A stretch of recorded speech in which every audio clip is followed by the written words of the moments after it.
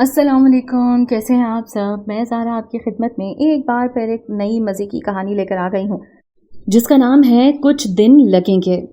بھائی یہ لکھی گئی ہے نایاب جیلانی کے قلم سے اور آئی تھی یہ 2011 مارچ میں خواتین ڈائجسٹ میں۔ بہت ہی زبردست کہانی ہے، بہت ہی مزے کی کہانی لکھی گئی ہے۔ دوستی، رومانس، رشتے، محبت، عزت، سب کچھ اس کہانی میں گوندا گیا ہے اور آپ کو سن کے بہت مزہ آنے والا ہے۔ آپ میرا یقین کیجئے، بہت ہی زبردست، آپ کو دل چھو لینے والی کہانی ہے۔ تو چلیں اب چلتے ہیں کہانی کی طرف۔ ایک قومی لحاف میں سے ایک ٹھٹرتی آواز برآمد ہوئی تھی۔ کیا ہے خالہ؟ قومی نے لحاف میں منہ دیے دیے دھاڑ کے پوچھا۔ قومی پتر دیکھ تو برساتی میں کوئی لکڑی بچی ہے۔ عصر کے وقت سے لے کر اب تک خالہ نے کم و بیش 16ویں دفعہ ٹھٹرتے کامتے ہوئے پوچھا تھا۔ خالہ کا بار بار لکڑیوں کے بارے میں سوال کرنا قومی کو بری طرح سے تپا گیا۔ کب سے ٹیپ بجائے جا رہی ہو خالہ؟ 1001 مرتبہ تو بتا چکی ہوں۔ صبح کا چولہا جلانے کے لیے لکڑی رکھی ہے، کل دہشت خان سے کہوں گی بالن کاٹ کر دے جائے۔ یہ کمینہ بھی نہ جانے بغیر بتائے کہاں دفان ہو گیا ہے۔ دہشت خان کہاں گیا ہے؟ خالہ نے سردی سے ٹھٹرتے ہوئے خود کو لحاف میں دبا لیا تھا، مگر ٹھنڈ تھی کہ ہڈیوں پسلیوں میں گھس رہی تھی۔ باہر برف باری کی شدت میں جیسے ہی اضافہ ہونے لگتا تھا، کمرے کی چھت اور دیواریں تک برف کا بلاک بن جاتی تھیں۔ ایسے موسم میں لکڑی ان جیسے سفید پوشوں کے لیے پہلے تو دہشت خان خاصی ذمہ داری کا مظاہرہ کرتے ہوئے بالن روزانہ ہی تقریباً لے آتا تھا، مگر پچھلے 1-2 روز سے وہ بھی نہ جانے کہاں تھا۔ قومی، خالہ نے ایک مرتبہ پھر نحیف سی آواز میں پکارا۔ قومی نے کوئی جواب نہیں دیا تھا۔ پتر سو گئی ہو کیا؟ بولو خالہ، کانوں سے سنتی ہوں۔ ناس مالی نیند اس ٹھنڈ میں بھلا آئے گی؟ لحاف سے ایک سلگتی آواز برآمد ہوئی تھی۔ دہشت خان اتنے روز سے کہاں ہے؟ خالہ کی سوئی اب دہشت خان میں اٹک چکی تھی اور اب قومی جانتی تھی کہ نہ جانے کتنے ہی گھنٹے دہشت خان کی گردان ہوگی۔ مجھے بتا کر نہیں گیا، وہ جل بھن کر بولی۔ کہیں بیمار نہ پڑ گیا ہو؟ بغیر بتائے تو کہیں نہیں جاتا۔ خالہ کے لہجے میں واضح پریشانی تھی اور اس پریشانی کی اصل وجہ یہ تھی کہ دہشت خان اگر سویرے بھی نہ آیا تو لکڑیاں کہاں سے آئیں گی؟ انگیٹھی کیسے تپے گی؟ چولہا کیسے جلے گا؟ ارے یہ تو میں نے بھی خیال نہیں کیا، وہ بیمار نہ ہو۔ قومی سوچ میں پڑ گئی۔ نمونیا ہوا ہوگا، پچھلے سال بھی ہوا تھا۔ خالہ بے حد وثوق سے بول رہی تھی۔ اللہ نہ کرے، وہ دہل کر رہ گئی۔ دہشت خان بیمار ہوا تو سچ مچ ہماری قلفی جم جائے گی خالہ۔ اب میں کم از کم کلہاڑی لے کر درخت کاٹنے تو نہیں جاؤں گی۔ اس نے گویا وارننگ دے ڈالی تھی۔ رب خیر کرے، خالہ نے لرزتی آواز میں کہا۔ تو صبح اس کے گھر پتہ کر کے آنا۔ جاؤں گی، ضرور جاؤں گی۔ اب سو جاؤ خالہ۔ قومی نے شاید کروٹ بدل لی تھی، چارپائی کے چرچرانے کی آواز آئی تھی۔ نیند نہیں آ رہی پتر، خالہ نے گویا بے بسی آہ بھری۔ ٹھنڈ تو لگتا ہے میری رضائی میں گھس گئی ہے۔ تو اطمینان سے پڑی ہے، واہ کیسی موج ہے۔ تو میں کیا کروں؟ قومی کو بھی غصہ آ گیا۔ ویسے بھی اس کا غصہ تو ناک پر دھرا رہتا تھا۔ مجھے چائے بنا کر دے دے۔ چینی نہیں ہے، قومی نے سلگ کر کہا۔ بغیر چینی کے پی لوں گی، پہلے بھی تو پی ہے۔ یہاں کون سا چینی کی بوریاں دھری رہتی ہیں؟ خالہ نے تیکھے انداز میں جتایا۔ میرے باپ کی شوگر مل چلتی ہے نا، بوریاں میں نے سٹور کر رکھی ہیں، روکھے سوکھے ویلے کے لیے۔ وہ بھی قومی تھی، ادھار رکھنے کی قائل ہرگز نہیں تھی۔ وہ نشئی تو اپنے جوگا نہیں تھا، کوئی ایک گن بھی نہیں تھا تیرے باپ میں، اسی لیے رب نے اسے رزق بھی ترسا ترسا کر دیا تھا۔ کمبخت، ناشکرا، بے قدرہ۔ ہمیشہ والا راگ الاپنے کے لیے خالہ فل موڈ میں آ چکی تھی۔ بس کرو خالہ، بخش دو میرے باپ کو، اس کی روح تل ملا رہی ہوگی۔ قومی کو ہنسی آ گئی۔ مویا جہنمی، دوزخ میں سڑ رہا ہوگا۔ تم تو گویا ابا سے ملاقات کر کے آئی ہو خالہ۔ قومی نے سکھ کا سانس لیا تھا کہ خالہ کا دھیان بٹ گیا تھا۔ قومی آج بہت ٹھنڈ ہے نا، وہ سادگی سے کہہ رہی تھی۔ بجتے دانت اور کپ کپاتا وجود کسی اور بات کو سوچنے ہی کہاں دے رہا تھا۔ صبح و شام برف پڑتی ہے، ٹھنڈ تو ہوگی۔ کچھ سوچ کر قومی لحاف ہٹا کر اٹھ بیٹھی۔ کمرے کے ایک کونے میں بہت پرانی دادی کے وقت کی پیٹی رکھی تھی۔ وہ شٹر پٹر کرتی پیٹی تک آئی، پیٹی کے اوپر سے سامان اتارا، لکڑی کی صندوق، پلاسٹک کی ٹوکری جس میں تہہ کیے کپڑے رکھے تھے، پانی کا کولر، شہر سے نئی نکور منگوائی گئی استری اور خالہ کی دوائیاں وغیرہ۔ پھر پیٹی کھول کے ایک اور رضائی نکال کر خالہ کے اوپر پھیلا دی۔ قومی پتر، یہ تو نے کیوں نکالی؟ اگر کوئی پرونا آ گیا تو کیا پڑوسیوں سے مانگیں گے؟ نئی نکور ویلویٹ کی رضائی ہے، لے کے میرے اوپر ڈال دی۔ خالہ نے گرم اور بھاری سی چیز خود پر محسوس کر کے لحاف سے باہر منہ نکال کر دیکھا تھا۔ اسے تہہ کر کے رکھ دے، گھر میں نیا بستر تو لازمی ہونا چاہیے۔ ہماری کٹیا میں کس نے آ کر رہنا ہے خالہ؟ اگر کوئی آ بھی گیا بھولے بھٹکے سے تو ایک بستر تو رکھا ہی ہے۔ وہ اطمینان سے دوبارہ لحاف میں گھس گئی۔ اگر ایک سے زیادہ مہمان ہوئے تو تمہیں فکر کرنے کی ضرورت نہیں، اب آرام سے سو جاؤ خالہ، کومی نے بیزاری سے کہا تھا۔ نیند آئے گی تو سوں گی نا؟ خالہ اس سے بھی زیادہ بیزار تھی۔ کیوں؟ اب کیا مصیبت ہے؟ ٹھنڈ کا انتظام تو کر دیا ہے، کومی نے ناگواری سے کہا۔ دل گھبرا رہا ہے، خالہ نے ایک اور شگوفہ چھوڑا۔ تو میں کیا کروں؟ ٹھنڈ کا علاج تو کر دیا ہے، اس گھبراتے اڑی کرتے دل کا کیا کروں؟ کومی کو غصہ آ گیا۔ صاف پتہ چل رہا تھا کہ خالہ جان بوجھ کر گفتگو کو طول دے رہی ہیں تاکہ نیند کی رسیا کومی سو ہی نہ جائے۔ کومی، او کومی! خالہ نے 2-3 مرتبہ آواز لگائی تھی مگر کومی بھی شاید جان بوجھ کر سوتی بن گئی تھی۔ ایک تو آنکھ بند کرتے ہی دھت ہو جاتی ہے۔ سن تو! خالہ نے گویا التجا کی۔ کیا ہے خالہ؟ خود تو دن کو لحاف میں دبک کر سوئی رہتی ہو، مجھے مرغ کی بانگ کے ساتھ اٹھنا ہوتا ہے، پتہ تو ہے تمہیں، پھر بھی۔ وہ لمبی لمبی جمائیاں روکتے ناگواری سے بولی تھی۔ میرا دل پھڑک رہا ہے، ذرا اٹھ کر دیکھ تو، خالہ نے لجاجت سے کہا۔ نہ میں حکیم ہوں نہ ڈاکٹر، تو پھر کیسے سینے کے اندر بھڑکتے دل کو دیکھ کر بتاؤں کہ رات کے اس پہر یہ کیوں بھڑک رہا ہے؟ وہ عاجزی سے بولی۔ مجھے کچھ کھانے کو دے، شاید بھوک کی وجہ سے گھبراہٹ ہو رہی ہے۔ خالہ نے گھبراہٹ کا اصل متن بیان کر ہی دیا۔ تمہارا معدہ رات دن نہیں دیکھتا، بس مچل جاتا ہے کچھ نہ کچھ کھانے کو۔ کومی کی بیزاری عروج پر پہنچ گئی۔ چل رہنے دے، خالی پیٹ پہاڑ جتنی رات گزار لوں گی۔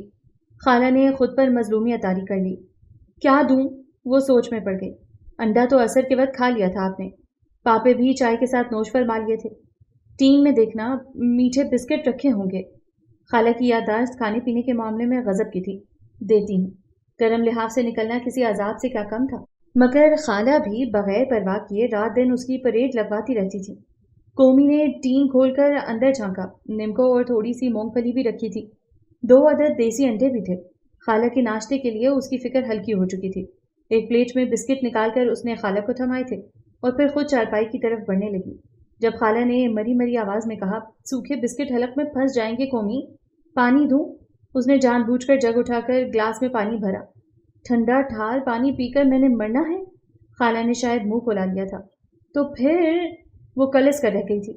جانتی تھی کہ خالہ کو چائے کی طلب ستا رہی ہے۔ مجھے چائے بنا کر دے، انہوں نے بچوں کی طرح مچل کر کہا، بغیر چینی کے۔ اس نے ایک گہرا طویل سانس خارج کیا۔ آپ کے حلق سے میٹھے کے بغیر چائے اتر جائے گی؟ تو کیا ہوا؟ خالہ نے اس کے سارے بودے بہانے چٹکی میں اڑا دیے۔ میٹھے بسکٹ جو ہیں، بنا دیتی ہوں۔ وہ جلتی بھنتی رسوئی کی طرف بڑھ گئی۔ رسوئی کا دروازہ برآمدے میں کھلتا تھا۔ وہ باہر نکلی تو شدید تیز کٹیلی ہوا نے اس کے بدن کو ٹھٹھرا کر رکھ دیا۔ برف روئی کے گالوں کی طرح آسمان سے گر رہی تھی۔ چھوٹا سا صحن جس کی چھوٹی چھوٹی 4 دیواری کے پار کا منظر بھی خاموش اور اندھیرے میں ڈوبا ہوا تھا۔ وہ تقریباً بھاگتے ہوئے رسوئی میں گھس گئی، دروازہ بھی بند کر دیا۔ مگر آگ جلانے میں اسے ہمیشہ کی طرح ہی دقت کا سامنا کرنا پڑا تھا۔ لکڑیاں اگرچہ سوکھی ہوئی تھیں، تاہم سردی کی شدت کے باعث ان میں موجود نمی کی وجہ سے آگ جلانا مشکل تھا۔ تھوڑا سا تیل ڈالا تب جا کر آگ روشن ہوئی تھی، اور کچھ دیر بعد سکون دینے والی یہ حرارت نے ٹھنڈ کی شدت میں کمی کر دی۔ خالہ کے بڑے سے پسندیدہ پیالے میں چائے ڈال کر وہ کمرے میں داخل ہوئی تو خالہ کو اپنا منتظر پایا۔ اتنی دیر لگا دی؟ خالہ نے طنزیہ کہا۔ میں نے سمجھا پائے چڑھانے لگی ہو۔ گیس کے چولہے پر بنا کر لا رہی ہوں، اسی لیے دیر ہو گئی۔ وہ گیلی لکڑی کی طرح سلگ گئی۔ اپنے لیے بھی بنا لیتی۔ خالہ چائے کی طرف متوجہ تھی۔ مجھے رات بھر جاگ کر پہرا نہیں دینا۔ وہ رضائی میں دبک گئی تھی۔ ایک بسکٹ ہی کھا لے، مجھے کچھ بھی نہیں کھانا۔ سونے لگی ہو؟ نہیں، وہ طنزیہ بولی۔ اچھا؟ خالہ بے طرح سے خوش ہو گئی۔ ٹھیک ہے، دیر تک باتیں کریں گے۔ یہ موا بڑھاپا آتا بعد میں ہے، نیند پہلے چرا لیتا ہے۔ کس قسم کی باتیں؟ کومی پر نیند طاری ہونے لگی تھی۔ ہر قسم کی؟ خالہ سوچ میں گم ہو گئی۔ کومی، دہشت خان کی ماں کو پھر سے 7واں مہینہ ہے۔ موضوع گفتگو کوشش کے بعد انہوں نے ڈھونڈ ہی لیا تھا، تو میں کیا کروں؟ وہ غنودگی میں چلی گئی۔ یہاں کی عورتوں کی تو مت ہی ماری گئی ہے۔ 2 ماہ بعد بیٹی بھی بچہ جنے کی اور ماں بھی، دونوں کا چلا آگے پیچھے ہوگا۔ پھٹے منہ! خالہ نے آخری بسکٹ چائے میں ڈبویا تھا، مگر بدقسمتی سے وہ چائے میں ہی رہ گیا۔ ہائے، یہ کیا ہوا؟ کیسے نکالوں؟ وہ سخت بدحواس ہو گئیں۔ کومی، او کومی! خالہ نے یکے بعد دیگرے کئی آوازیں دیں۔ کومی مر گئی ہے کیا؟ سنتی کیوں نہیں؟ خالہ کو سخت تاؤ آ گیا، مگر وہ ٹس سے مس نہ ہوئی۔ دیکھ تو بسکٹ چائے میں ڈوب گیا ہے، اب کیا کروں؟ وہ بے حد غم زدہ تھیں۔ جواب ندارت، وہ سچ مچ سو گئی تھی۔ مجھے اور دینا، خالہ کہنے لگیں۔ کومی، اے کومی، اٹھتی ہے کہ لگاؤں دو ہاتھ؟ انہیں شدید غصہ آ گیا۔ ذرا سا جھک کے نیچے سے جوتا اٹھایا تھا، پھر کچھ سوچ کر دوبارہ رکھ دیا۔ وہ تو لحاف میں دبکی ہوئی تھی۔ انہوں نے دائیں بائیں دیکھا، چارپائی کے پاس ان کی لاٹھی پڑی تھی، جو ہمیشہ ان کے قریب ہی پڑی رہتی تھی۔ لاٹھی اٹھا کر لحاف کے اوپر دے ماری۔ کومی دہل کر اٹھ بیٹھی تھی۔ کیا ہوا خالہ؟ ہائے ربا، میرے اوپر کیا گرا؟ وہ بدحواسی سے ادھر ادھر دیکھنے لگی تھی، پھر خالہ کے ہاتھ تک نظر گئی تو گویا سب کچھ سمجھ میں آ گیا۔ اب کیا ہے؟ کچی نیند کی سرخی لیے آنکھیں غضبناک ہو گئیں۔ یہ پیالے میں بسکٹ گر گیا ہے، کیسے نکالوں؟ انہوں نے معصومیت سے کہتے ہوئے پیالہ آگے کر دیا۔ مجھے نہیں پتا۔ وہ تکیے میں سر رکھے دوبارہ لیٹ گئی۔ دماغ ایک دم چکرا کر رہ گیا تھا۔ اسے کیا کہتے ہیں جس سے تو حلوہ کھلاتی ہے مجھے، اور دلیا بھی؟ انہوں نے بہت زور ڈالا تھا ذہن پر، مگر کمبخت کا نام ہی یاد نہیں آیا۔ چمچا چاہیے۔ قومی چارپائی سے اٹھ گئی، جانتی تھی جب تک انہیں مطلوبہ چیز نہ ملی اسی طرح وقفے وقفے سے آواز لگاتی رہیں گی۔ رسوئی کے بجائے اس نے بڑے سے خاکی ڈبے کو کھول کر پلاسٹک کے ڈنر سیٹ کا چمچا نکال کر دیا۔ یہ کیوں دیا ہے؟ یہ برتن تو مہمانوں کے لیے ہیں۔ خالہ نے ہمیشہ کی طرح جیرا کرنا شروع کر دی۔ ابھی اپنا کام چلاؤ اس چمچے سے۔ وہ غصے سے پھنکاری۔ وہ غصہ کیوں کھاتی ہے؟ سو جانا۔ خالہ نے نرم اور پلپلے سے بسکٹ کو چائے میں سے نکال کر کھا لیا تھا، پیالہ بھی خالی کر کے رکھ دیا۔ اب وہ اطمینان سے لیٹ چکی تھی، ان پر اونگ طاری ہونے لگی تھی۔ تبھی کومی پر بھی احسان عظیم کیا گیا۔ کومی نے جلتے بھنتے کروٹ بدل لی۔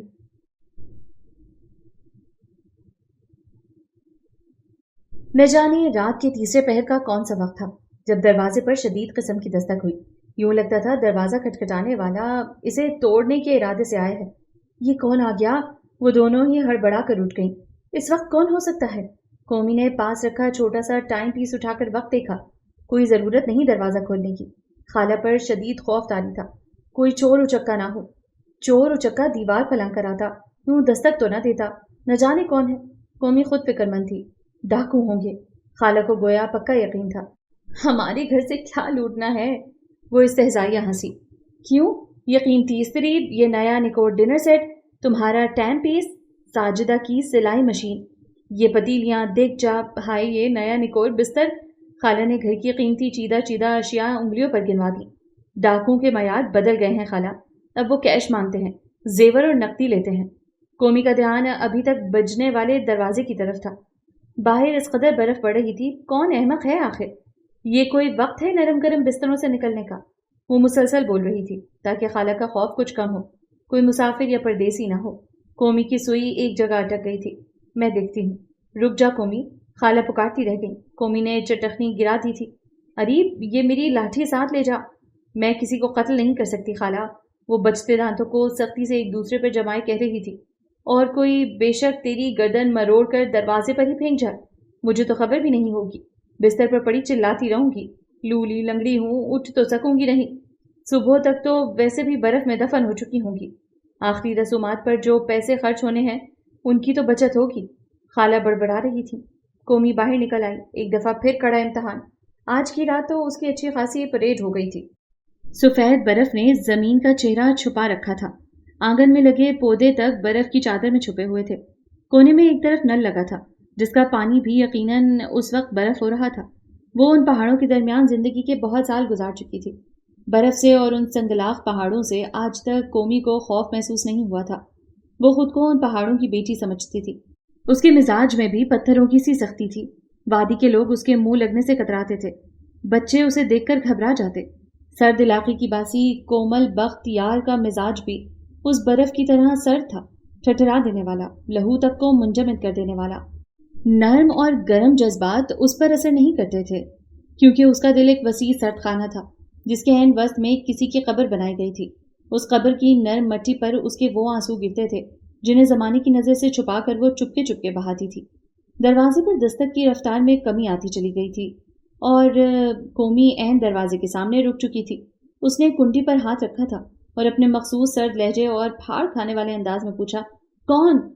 یا اللہ تیرا شکر کسی انسان کی آواز تو سنائی دی ہے۔ دوسری طرف سے آتی مردانہ آواز میں تشکر کی نمی تھی۔ کون ہے؟ قومی نے اپنا سوال دہرایا۔ مسافر، بڑی عاجزی کے ساتھ کہا گیا تھا۔ پناہ چاہیے؟ مہربانی ہوگی۔ آواز کی شدید قسم کی کپکپاہٹ تھی۔ مجھے دہشت خان نے ادھر بھیجا ہے۔ ساتھ وضاحت بھی کی گئی تھی۔ اب کہ قومی سچ مچ چونکی۔ اچھا۔ قومی کو گویا بے ساختہ خوشی کے احساس نے چھوا۔ گیسٹ روم میں ٹھہرو گے؟ جی۔ نام کیا ہے تمہارا؟ خیل خان۔ سرخیل خان۔ سبھی خیال خان کے نام سے پکارتے ہیں۔ انکساری کے ساتھ ٹھٹھرتے ہوئے وضاحت کی گئی تھی۔ ہاں تو خیل خان، کرایہ کتنا دو گے؟ گیٹ پر کھڑے کھڑے وہ حساب کتاب کرنے لگی تھی۔ ایک کمرے کا 1500۔ خیل خان نے قدرے جھنجھلا کر کہا۔ دروازہ تو کھولیے محترمہ، 1500 کم ہے، تم روٹی بھی تو ادھر سے کھاؤ گے۔ اس کے 1500 الگ۔ وہ بھی پکی مینیجر تھی۔ ٹھیک ہے جناب، اندر تو آنے دیں، بڑی شائستگی سے درخواست کی گئی تھی۔ کہاں سے آئے ہو؟ ایک اور سوال۔ کوہاٹ سے۔ کب تک رہو گے؟ انٹرویو کا آغاز ہو چکا تھا۔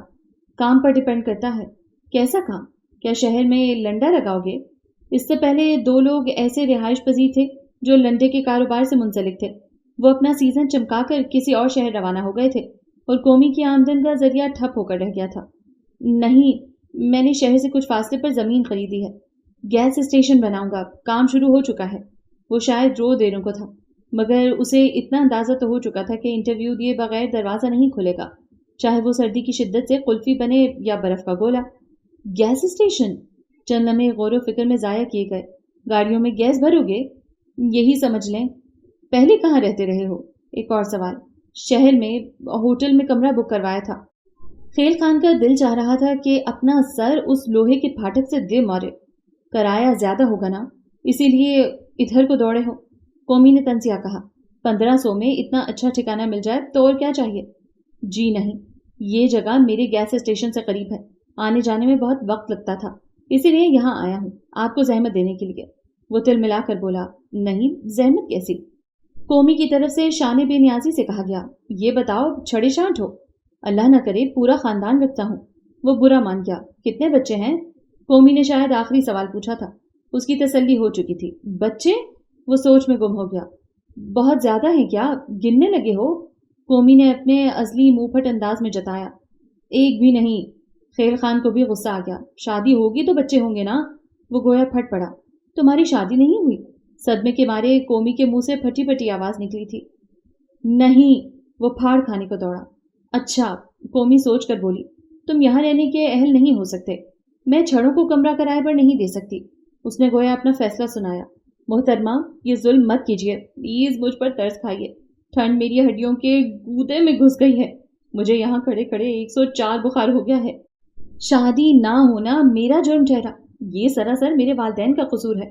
میں کیسے بے حیائی کا مظاہرہ کرتے ہوئے کہہ دوں کہ پہلے میرے سر پر سہرا سجائیں، جبکہ میرے بڑے 2 مسیر، 2 چاچے، 2 مامے ابھی کنوارے بیٹھے ہیں؟ وہ چیختے ہوئے بولا تھا۔ دوسری طرف دبیز خاموشی چھا گئی تھی۔ سرخیل خان کی سن انگلیوں میں دستک دینے کی طاقت بھی نہیں رہی تھی۔ وہ برف کے ڈھیر پر سر تھام کر بیٹھ گیا۔ قومی سچ مچ واپس آ گئی تھی۔ وہ سوچ رہی تھی کہ خود ہی واپس چلا جائے گا۔ مایوس ہو کر وہ گرم کمرے میں داخل ہوئی تو خالہ اسے دیکھتے ساتھ ہی پھٹ پڑی۔ میں تجھ پر فاتحہ پڑھ کے بیٹھ گئی، خوف کے مارے جان نکلی جا رہی تھی میری کہ بھانجی کے بعد خالہ کی باری نہ آ جائے۔ بک بک نہ کر، یہ بتا باہر کون تھا؟ خالہ کو یہی جاننے کی بے چینی تھی۔ دہشت خان نے کرائے دار بھیجا تھا۔ وہ اطمینان سے بولی۔ تو وہ کہاں ہے؟ خالہ کی باتیں کھل گئیں۔ میں نے بھیج دیا ہے، تیرا دماغ تو ٹھیک ہے؟ خالہ اچھل پڑی۔ واپس کیوں بھیجا؟ چھڑا چھانٹ تھا، نہ بال نہ بچہ۔ اس نے ہاتھ جھاڑے۔ ہائے، یہ کیا غضب کیا قومی! جا اٹھ، بلا کر لا اسے، ہمارا تو چولہا ہی کرائے داروں کے دم سے چلتا ہے۔ دیکھ وہ ابھی کھڑا ہے، دستک کی آواز آ رہی ہے۔ خالہ کے کان خواہ مخواہ بجنے لگے۔ اٹھ بھی پتر، اب وہ التجائیں کرنے لگی تھیں۔ وہ کنوارا ہو، رنڈوا ہو، بیاہ ہو، ہمیں اس سے کیا غرض؟ ہمارا تو چولہا ٹھنڈا پڑا ہے، میری دوائی، مہینے کا راشن۔ ہائے قومی، یہ تو نے کیا غضب ڈھایا، مہینوں بعد تو کوئی ادھر کا رخ کرتا ہے۔ خالہ سچ ہی تو کہہ رہی تھی، ان تلخ حقیقتوں سے بھی نظر تو نہیں چرائی جا سکتی تھی۔ آمدن کا یہ واحد ذریعہ تھا جس کی ابتدا ماں نے کی تھی۔ اماں کے کچھ زیورات تھے جنہیں بیچ کر ایک ہی قطار میں 3 کمرے بنوائے گئے تھے، ساتھ یہ غسل خانہ تھا۔ نہ جانے اماں کے ذہن میں یہ خیال کیسے آیا تھا، اپنی بساط کے مطابق یہ چھوٹا سا گیسٹ ہاؤس ان متوسط اور مڈل کلاس مزدور پیشہ لوگوں کے لیے تھا جو شہر میں نہ تو کسی ہوٹل میں کمرہ بک کروا سکتے تھے اور نہ ہی کسی فرنشڈ گیسٹ ہاؤس میں قیام کرنا افورڈ کر سکتے تھے۔ اس کا گھر شہری حدود کے قریب قریب تھا۔ پہاڑی کے اوپر چھوٹا سا یہ مکان پلس گیسٹ ہاؤس بہت سے غریب سفید پوش چھوٹے پیمانے پر کاروبار کرنے والوں کے لیے کسی محل سرا سے کم نہیں تھا، اور ابا اماں کے جانے کے بعد قومی اور اس کی سگی خالہ کی روزی روٹی کا وسیلہ بھی تھا۔ قومی اٹھو بھی، کہیں وہ چلا نہ جائے۔ خالہ کی آواز اسے سوچوں کے بھنور سے کھینچ لائی تھی۔ اگر وہ ضرورت کے تحت آیا ہے تو پتر مجبور تو ہم بھی ہیں۔ اب تو وہ جا چکا ہوگا۔ قومی کو اپنی بے عقلی پر جی بھر کے تاؤ آیا۔ ایک دفعہ دیکھ تو صحیح۔ خالہ پر امید تھی۔ ڈاکوں کا خوف ہوا ہو گیا تھا۔ کچھ سوچ کر قومی پھر سے پھاٹک تک چلی آئی۔ بغیر کسی خوف کے اس نے تالا کھول کر باہر جھانکا تھا، پھر خود بھی باہر آ گئی۔ وہ سامنے ہی تو برف کی ڈھیر پر بیٹھا تھا۔ اوئے خیر خان اٹھو، وہ اس سے قدرے فاصلے پر کھڑی تنک کر بولی۔ یہاں بیٹھنے پر بھی کوئی پابندی ہے؟ 15 منٹ کی ٹھٹرا دینے والے انتظار کے بعد اس کی آواز سنائی دی تھی۔ سرخیل خان کو تب چڑھ گئی۔ چلو۔ قومی نے اس کا بیگ اٹھا لیا تھا۔ وہ دوسرا بیگ اٹھاتے اٹھاتے رک گیا۔ ادھر لائیے، اٹھا لیتی ہوں۔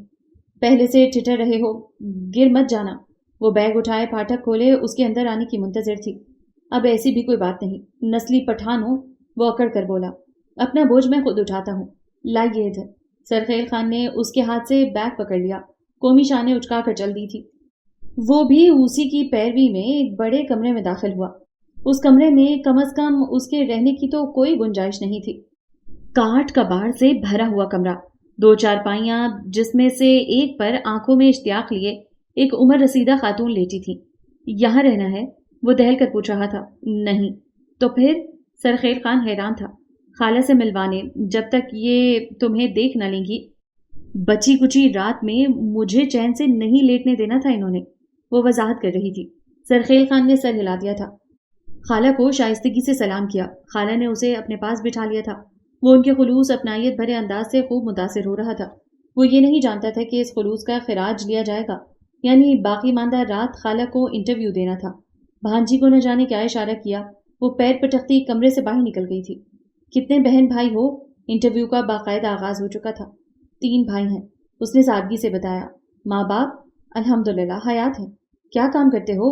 ہمارا لکڑی کا کاروبار ہے، اس کے علاوہ گیس اسٹیشن ہے۔ ادھر بھی اسی سلسلے میں آیا ہوں۔ ماشاء اللہ، خالہ بے ساختہ خوش ہوئی۔ گیسٹ ہاؤس کی تاریخ میں پہلی مرتبہ کوئی با حیثیت مہمان آیا تھا۔ بات تو خوشی کی تھی۔ خالہ جی میں سونا چاہتا ہوں۔ وہ سچ مچ رو دینے کو تھا۔ خالہ جی نے سوالوں کے سلسلے کو لمحہ بھر کے لیے منقطع کیا تھا۔ سرخیل خان بار بار چھوٹے سے ٹائم پیس پر وقت دیکھ رہا تھا۔ رات آخری پہر میں داخل ہو رہی تھی۔ ایک تو شدید سردی، اوپر سے سخت تھکاوٹ۔ وہ بستر پر گر کے نیند میں گم ہو جانا چاہتا تھا، مگر اور وہ اس چھوٹے سے گیسٹ ہاؤس کی مینیجر، اونر، ایڈمنسٹریٹر نہ جانے کہاں چلی گئی تھی۔ کم از کم اسے کمرہ تو دکھا دیتی، کمرے کی چابی پکڑا دیتی۔ خالہ جی اس کی پریشانی سے قطعاً بے نیاز اپنی کہنے میں مصروف تھیں۔ خالہ جی وہ خاتون کہاں ہے؟ جب رہا نہ گیا تو سرخیل خان نے پوچھ ہی لیا۔ قومی کا پوچھ رہے ہو؟ جی، میں نے اسے تمہارے لیے چائے بنانے کے لیے کہا ہے۔ چائے؟ سرخیل خان اس مہمان نوازی پر قربان ہو گیا۔ چائے کی شدید طلب محسوس ہو رہی تھی۔ اسے تو گویا ہفتے اقلیم کی دولت مل گئی۔ چائے کی خاطر وہ خالہ جی کے تمام سوالوں کے جواب بغیر برا مانے دینے کے لیے تیار ہو گیا تھا۔ ہاں تو میں پوچھ رہی تھی، شادی ہوئی تمہاری؟ نہیں جی۔ بڑی اچھی بات ہے۔ خالہ جی بے ساختہ خوش ہوئی۔ کیا اچھی بات ہے؟ یہی کہ تمہاری شادی نہیں ہوئی، خالہ جی نے سادگی سے کہا۔ جی؟ سرخیل خان حیران ہوا۔ وہ پوچھنا تو چاہتا تھا اس میں اتنا خوش ہونے کی کیا بات ہے، مگر لحاظ آڑے آ گیا۔ لکھنا پڑھنا جانتے ہو؟ ایک اور معصومانہ سا سوال۔ جی۔ سرخیل خان نے مسکراہٹ چھپانے کے لیے سر جھکا لیا۔ جمع تفریق آتی ہے؟ وہ تو سوئم اور دوئم جماعت کے بچوں کو بھی آتی ہے، خالہ نے برا مان کر کہا، اور سرخیل خان نے ونق پن سے خالہ جان کو دیکھا تھا۔ اسکول کتنا پڑھے ہو؟ BBA کیا ہے، پھر کاروبار میں لگ گیا تھا، مزید پڑھنے کو دل راضی نہیں تھا۔ 2 دفعہ BA کیا ہے، 14 ایک دفعہ، پھر 14 ایک دفعہ؟ خالہ جان نے معصومیت سے پوچھا۔ یہی سمجھ لیں۔ اس کا انداز جان چھڑانے والا تھا۔ کیوں سمجھوں؟ سیدھی طرح کہو، بزنس کی کتابیں پڑھی ہیں، مشکل والی۔ جی وہی جو آپ کہہ رہی ہیں۔ وہ آج برا ہی پھنسا تھا۔ اور یہ چائے کا لارا ابھی خالہ جان نے جھوٹا لگا رکھا تھا شاید. اتنی دیر میں تو پرتکلف ڈنر کی ابتدائی تیاری کی جا سکتی تھی. میں سو جاؤں؟ اس نے پھر سے اجازت چاہی. کیوں؟ چائے کون پیے گا؟ میں تو اتنا بڑا پیالہ پی چکی ہوں. خالہ نے ناراضی سے جتایا. کیا وہ محترمہ سری لنکا سے پتی لینے چلی گئی ہیں؟ وہ عاجزی سے پوچھ رہا تھا. اسے ہلکا ہلکا بخار بھی محسوس ہو رہا تھا. یہ بخار تھکاوٹ کی وجہ سے تھا. اتنے دن ہو گئے تھے وہ ٹھیک سے سو نہیں پایا تھا، آرام نہیں کر سکا تھا. گیس اسٹیشن کا کام برف باری کے آغاز سے پہلے ہی مکمل کر لیا گیا تھا. تاہم اس کی رہائش کے لیے کاٹیج تعمیر کیا جا رہا تھا جو خرابی موسم کی وجہ سے روکا جا چکا تھا. ایک وجہ تو یہ تھی گیسٹ ہاؤس میں قیام کی، اور دوسری وجہ یہ تھی کہ سہولتوں سے مبرہ یہ گیسٹ ہاؤس اس کے دفتر سے قریب تھا، اور تیسری وجہ پتی بھی ٹین کے ڈبے میں رکھی ہے اور دودھ بھی موجود ہے. اسے سری لنکا جانے کی اس وقت کیا ضرورت پڑی ہے؟ سری لنکا تو اس وقت بند ہوتی ہے، وہ سادگی سے کہہ رہی تھی. پپو سری لنکا کو صبح 10 بجے سے پہلے نہیں کھولتا. موا ہڈ حرام رضائی میں گھسا رہتا ہے. ان کے خیال میں سرخیل خان نے دکان کو انگریزی میں سری لنکا کہا تھا. سرخیل خان سمجھ کر بے ساختہ مسکرا اٹھا. تو کیوں ہنس رہا ہے؟ خالہ کی نظر بھی بلا کی تیز تھی. چپکے چپکے تو تبھی ہنسا جاتا ہے جب بندے کو وہ ہو جاتی ہے. وہ اینک درست کرتی ناراضی سے بولی. کیا ہو جاتی ہے؟ سرخیل خان نے گویا خوب ہی لطف لیا. وہی جو قومی کو حماد خان سے تھی، بلکہ ہے میری مانتی نہیں، ورنہ میں تو چاہتی تھی قومی اپنی زندگی کی اس ڈولتی نیا کو پار لگا لے. خالہ کے چہرے پر آن کی آن میں زردیاں چھا گئیں. اسے کیا کہتے ہیں جو سب کو ہو جاتی ہے؟ نوجوانوں کو، بوڑھوں کو، حتیٰ کہ بڈھیوں کو بھی. ابھی پچھلے مہینے گلبدن کو بھی ہوئی تھی. بے شرم 55 سال کی مشتنڈی. حق ہاں، چوندے میں مہندی لگوا بیٹھی. بات پکی کے بتاشے جو بڑھ چکے ہیں، اور ایک میری قومی. خالہ جان ٹی بی. سرخیل خان نے ذہن پر زور ڈال کر ان کی مشکل آسان کی تھی. ٹی بی بچوں، نوجوانوں اور بوڑھوں کو بھی ہو جاتی ہے، مگر یہ کوئی ناقابل علاج مرض نہیں. گلبدن صاحبہ کو مہندی لگانے اور بتاشے بانٹنے کی کیا ضرورت تھی؟ ڈاکٹر سے رجوع کرتی. ارے نہیں، ٹی بی کہاں، تجھے نہیں پتا کیا؟ وہ جو فلموں میں بھی لڑکے لڑکی کو ہو جاتی ہے. خالہ جان نے گویا اپنا ماتھا پیٹا. کون سی فلم میں؟ وہ مسکراہٹ روکے پوچھ رہا تھا. وہی جو اکشے کمار اور وہ کالی سی لڑکی برف پر لوٹے لگاتے ہوئے زمانے کو بتا رہے تھے. ہمیں وہ ہو گئی ہے. خالہ جان نے یادداشت کے سارے خانے کھنگال ڈالے. سردی لگ گئی ہوگی. برف پر لوٹے لگانے سے تو یہی لگ سکتی ہے، یا پھر نمونیا، جو مجھے بھی محسوس ہو رہا ہے. وہ مسکراہٹ ضبط کرنے کے چکر میں لال بھگوکا چہرہ لیے سر جھکائے بیٹھا تھا، مگر پھر بھی ہنسی کا فوارہ پھوٹ پڑا. خالہ کی معصومیت، سادگی اور محبت کا مذاق اڑانے کی ضرورت نہیں. نہ جانے وہ کب دبے پاؤں کمرے میں داخل ہوئی تھی. جی؟ وہ سر اٹھا کر سامنے کھڑی اکھڑ اکھڑ سی لڑکی کو دیکھنے لگا. محبت؟ ہاں پتر، تجھے محبت تو نہیں ہو گئی؟ خالہ بستر سے اس انداز میں اچھلی تھی، یا پھر انہوں نے پہلو ہی اتنے زور سے بدلا تھا کہ بیچاری چارپائی نے چوں چاں کر کے شدید احتجاج کیا. کس سے؟ کیا اس برف سے؟ اس کا سارا دھیان بھاپ اڑاتے مگ کی طرف تھا. ابلے ہوئے 2 انڈے اور ایک پلیٹ میں بسکٹ بھی تھے. سرخیل خان نے کفران نعمت کرنا مناسب نہیں سمجھا تھا. یہ دوسرا انڈا بھی کھا لو. خالہ جی بڑی اپنائیت سے کہہ رہی تھی. شکریہ، میں بس چائے لوں گا. وہ 1 انڈا اور 3 بسکٹ کھا چکا تھا. میرے میں گرمائش پہنچی تو کچھ سکون آیا تھا. مجھے کمرہ دکھا دیجیے. یہ کہنے کی سرخیل کو ضرورت محسوس نہیں ہوئی تھی. اس نے چائے کا کپ ابھی رکھا تھا جب مینیجر صاحبہ نے اسے باہر آنے کا سگنل دیا تھا. وہ اس کی پیروی میں ایک کشادہ صاف ستھرے کمرے میں پہنچ چکا تھا. یہ کمرہ شاید خاص قسم کے سیاحوں یا مہمانوں کے لیے تھا. 2 پلنگ، فرش پر سرخ قالین، ریک میں سجی کتابیں، سنگھار میں 3 سیٹر صوفہ اور ایک کارنر ٹیبل جس کے اوپر کسی خوش شکل نوجوان کی زندگی سے بھرپور تصویر مسکرا رہی تھی. یہ تمہارا کمرہ ہوا. جب تک رہنا چاہو آرام سے رہو، البتہ غیر ضروری چھیڑ چھاڑ سے پرہیز کرنا. ہدایت نامہ کھل چکا تھا. سرخیل خان چھیڑ چھاڑ کی وضاحت چاہتا تھا، تبھی سادگی سے پوچھنے لگا. میں کسے چھیڑوں گا؟ نہ تو یہاں نازک اندام باندیاں ہیں، نہ ہی مغلیہ دور کی شہزادیاں. ویسے آپ کی اطلاع کے لیے عرض کرتا ہوں کہ میں چھیڑ چھاڑ کرنے والوں کے قبیلے سے نہیں ہوں. میرا یہ مطلب نہیں. مینیجر صاحبہ کو غصہ آ گیا. اس کمرے میں یہ الماری ہے، اس پر تم کپڑے نہیں رکھ سکتے. اس کے اندر گھسنے کی کوشش نہ کرنا. کتابوں والے اس ریک کو بھی ہاتھ لگانے کی ضرورت نہیں. کتابیں ڈیکوریشن کے لیے سجائی ہیں. اس نے پھر سے سادگی بھرے لہجے سے پوچھا. یہی سمجھ لو، تیکھے انداز میں جواب دیا گیا. اور اس ٹی وی کو بھی ہاتھ لگانا منع ہے. ٹی وی کو ہاتھ لگانے سے بھلا کیا فائدہ حاصل ہوگا؟ یہ تو خالی ڈبہ ہی سمجھ لو۔ اینٹینا گرما کا طوفان لے اڑا تھا، پھر لگوانے کی توفیق نہیں ہوئی۔ ویسے بھی ٹی وی سے شغل فرمانے والے اس گیسٹ ہاؤس میں قیام نہیں کرتے۔ غریب مسکین لوگ یہاں ٹھہرنے کے لیے آتے ہیں اور ایسی سہولیات وہ افورڈ نہیں کر سکتے۔ تم پہلے مہمان ہو جس نے اس کمرے کا تالا کھلوایا ہے۔ نہ جانے کیوں سرخیل خان کو لگا تھا مینیجر صاحبہ کے چہرے پر سائے سے لہرائے ہیں۔ اور یہ صوفہ؟ اس نے پھر سے معصومیت سے پوچھا۔ ہاں، وہ ناگواری سے بولی۔ اور ایک اور بات بھی سن لو، آج کے علاوہ کل سے جو بھی کھانا پینا یہاں سے ہوگا اس کا الگ سے بل ادا کرو گے۔ جی جانتا ہوں، اور کچھ؟ وہ پلنگ پر بیٹھ چکا تھا۔ ایڈوانس میں ہم ہمیشہ ساری رقم وصول کرتے ہیں، وہ دھونس بھرے انداز میں کہہ رہی تھی۔ میں آپ کو ساری نہیں، آدھی رقم ادا کروں گا۔ کیا ابھی کر دوں؟ نہیں، صبح دے دیجیے گا، وہ بے نیازی سے بولی۔ مہربانی جناب کی۔ اس نے شاید طنز کیا تھا۔ وہ بغیر کچھ کہے باہر نکل گئی تھی اور وہ ٹھٹھرتے ہوئے رضائی میں گھس گیا۔ کچھ دیر بعد دروازے پر پھر سے دستک ہوئی۔ اس نے کون سا کنڈی لگانے کی زحمت گوارا کی تھی۔ مینیجر صاحبہ کی پھر سے تشریف آوری ہوئی۔ ہاتھ میں کوئلوں سے دہکتی انگیٹھی تھی جو یقیناً ہیٹے کی جگہ استعمال کی جاتی تھی۔ سرخیل خان نے تشکر سے اسے دیکھا۔ اس عنایت کا شکریہ۔ شکریہ قبول کر لیتی ہوں، وہ اپنے صدا کے بے نیاز لہجے میں بولی۔ تاہم ایک بات اور واضح کر دوں، لکڑی سرما میں اور برف پانی کے دنوں میں بہت مہنگی ہو جاتی ہے، اسی لیے آپ فکر مند نہ ہو۔ میرے قیام کے دوران آپ کو لکڑی خریدنے کی ضرورت نہیں۔ وہ اس بستی کے اس سب سے بڑے پرابلم سے اچھی طرح سے آگاہ تھا۔ ان دنوں تو لکڑی گویا سونے کے بھاؤ بیچی جاتی تھی۔ کوہاٹ سے منگوا کر دو گے؟ اس نے شاید تنزن کہا تھا۔ نہیں، لکڑی کی قیمت ادا کر دوں گا۔ ہم کو یہ گوارا نہیں۔ مگر کیوں؟ وہ حیران ہوا۔ تمہاری خیرات کے کچھ اور لوگ مستحق ہو سکتے ہیں مگر ہم نہیں، وہ ناراضی سے گویا ہوئی۔ جو لکڑی اس انگیٹھی میں تمہارے لیے استعمال کی جائے گی تم صرف اسی کے پیسے دو گے، اس نے گویا وارننگ دی تھی۔ ٹھیک ہے جناب، وہ عاجزی سے بولا۔ مزید کچھ کہے بغیر وہ پلٹ گئی تھی۔ کومل کے ابا بختیار خان کا کسی زمانے میں بادام کا بڑا چلتا کاروبار تھا۔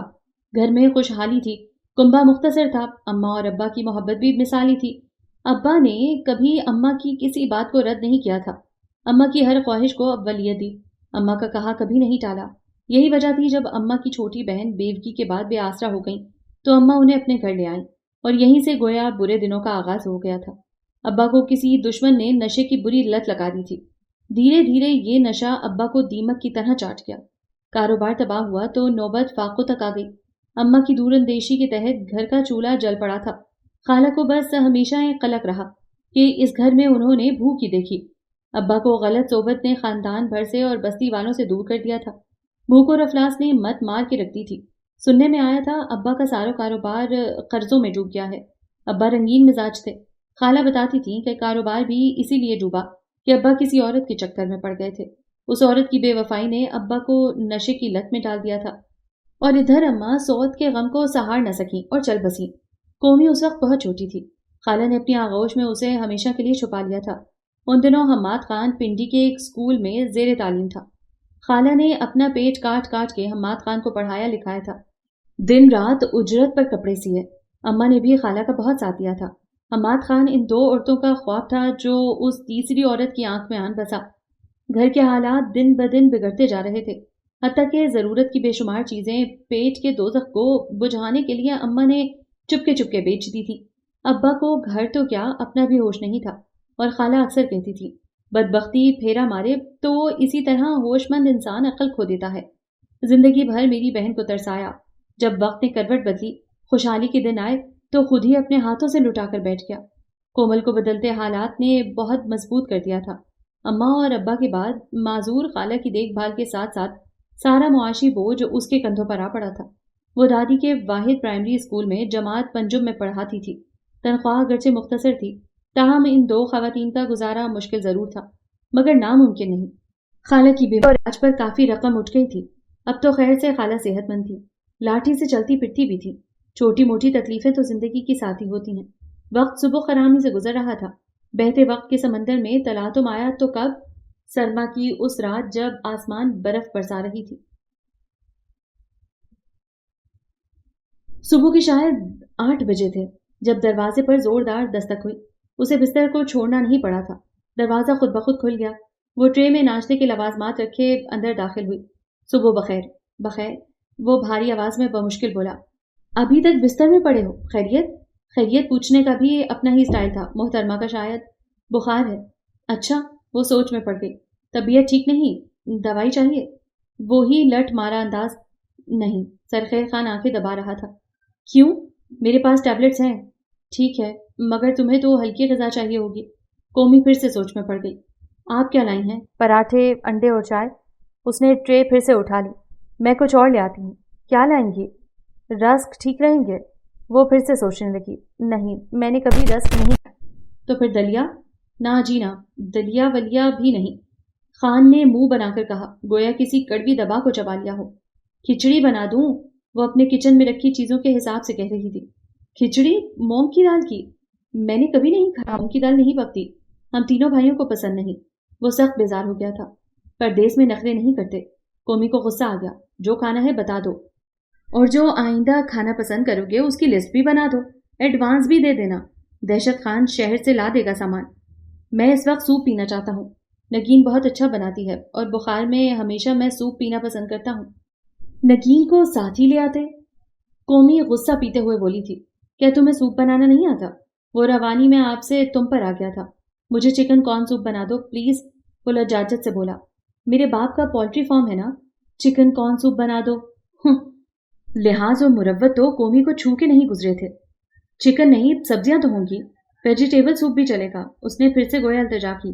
سبزیوں کے کھیت نہیں ہیں میرے، نہ ہی رنگ رنگ کی سبزیاں گھر میں موجود ہیں. دلیا لے آتی ہوں.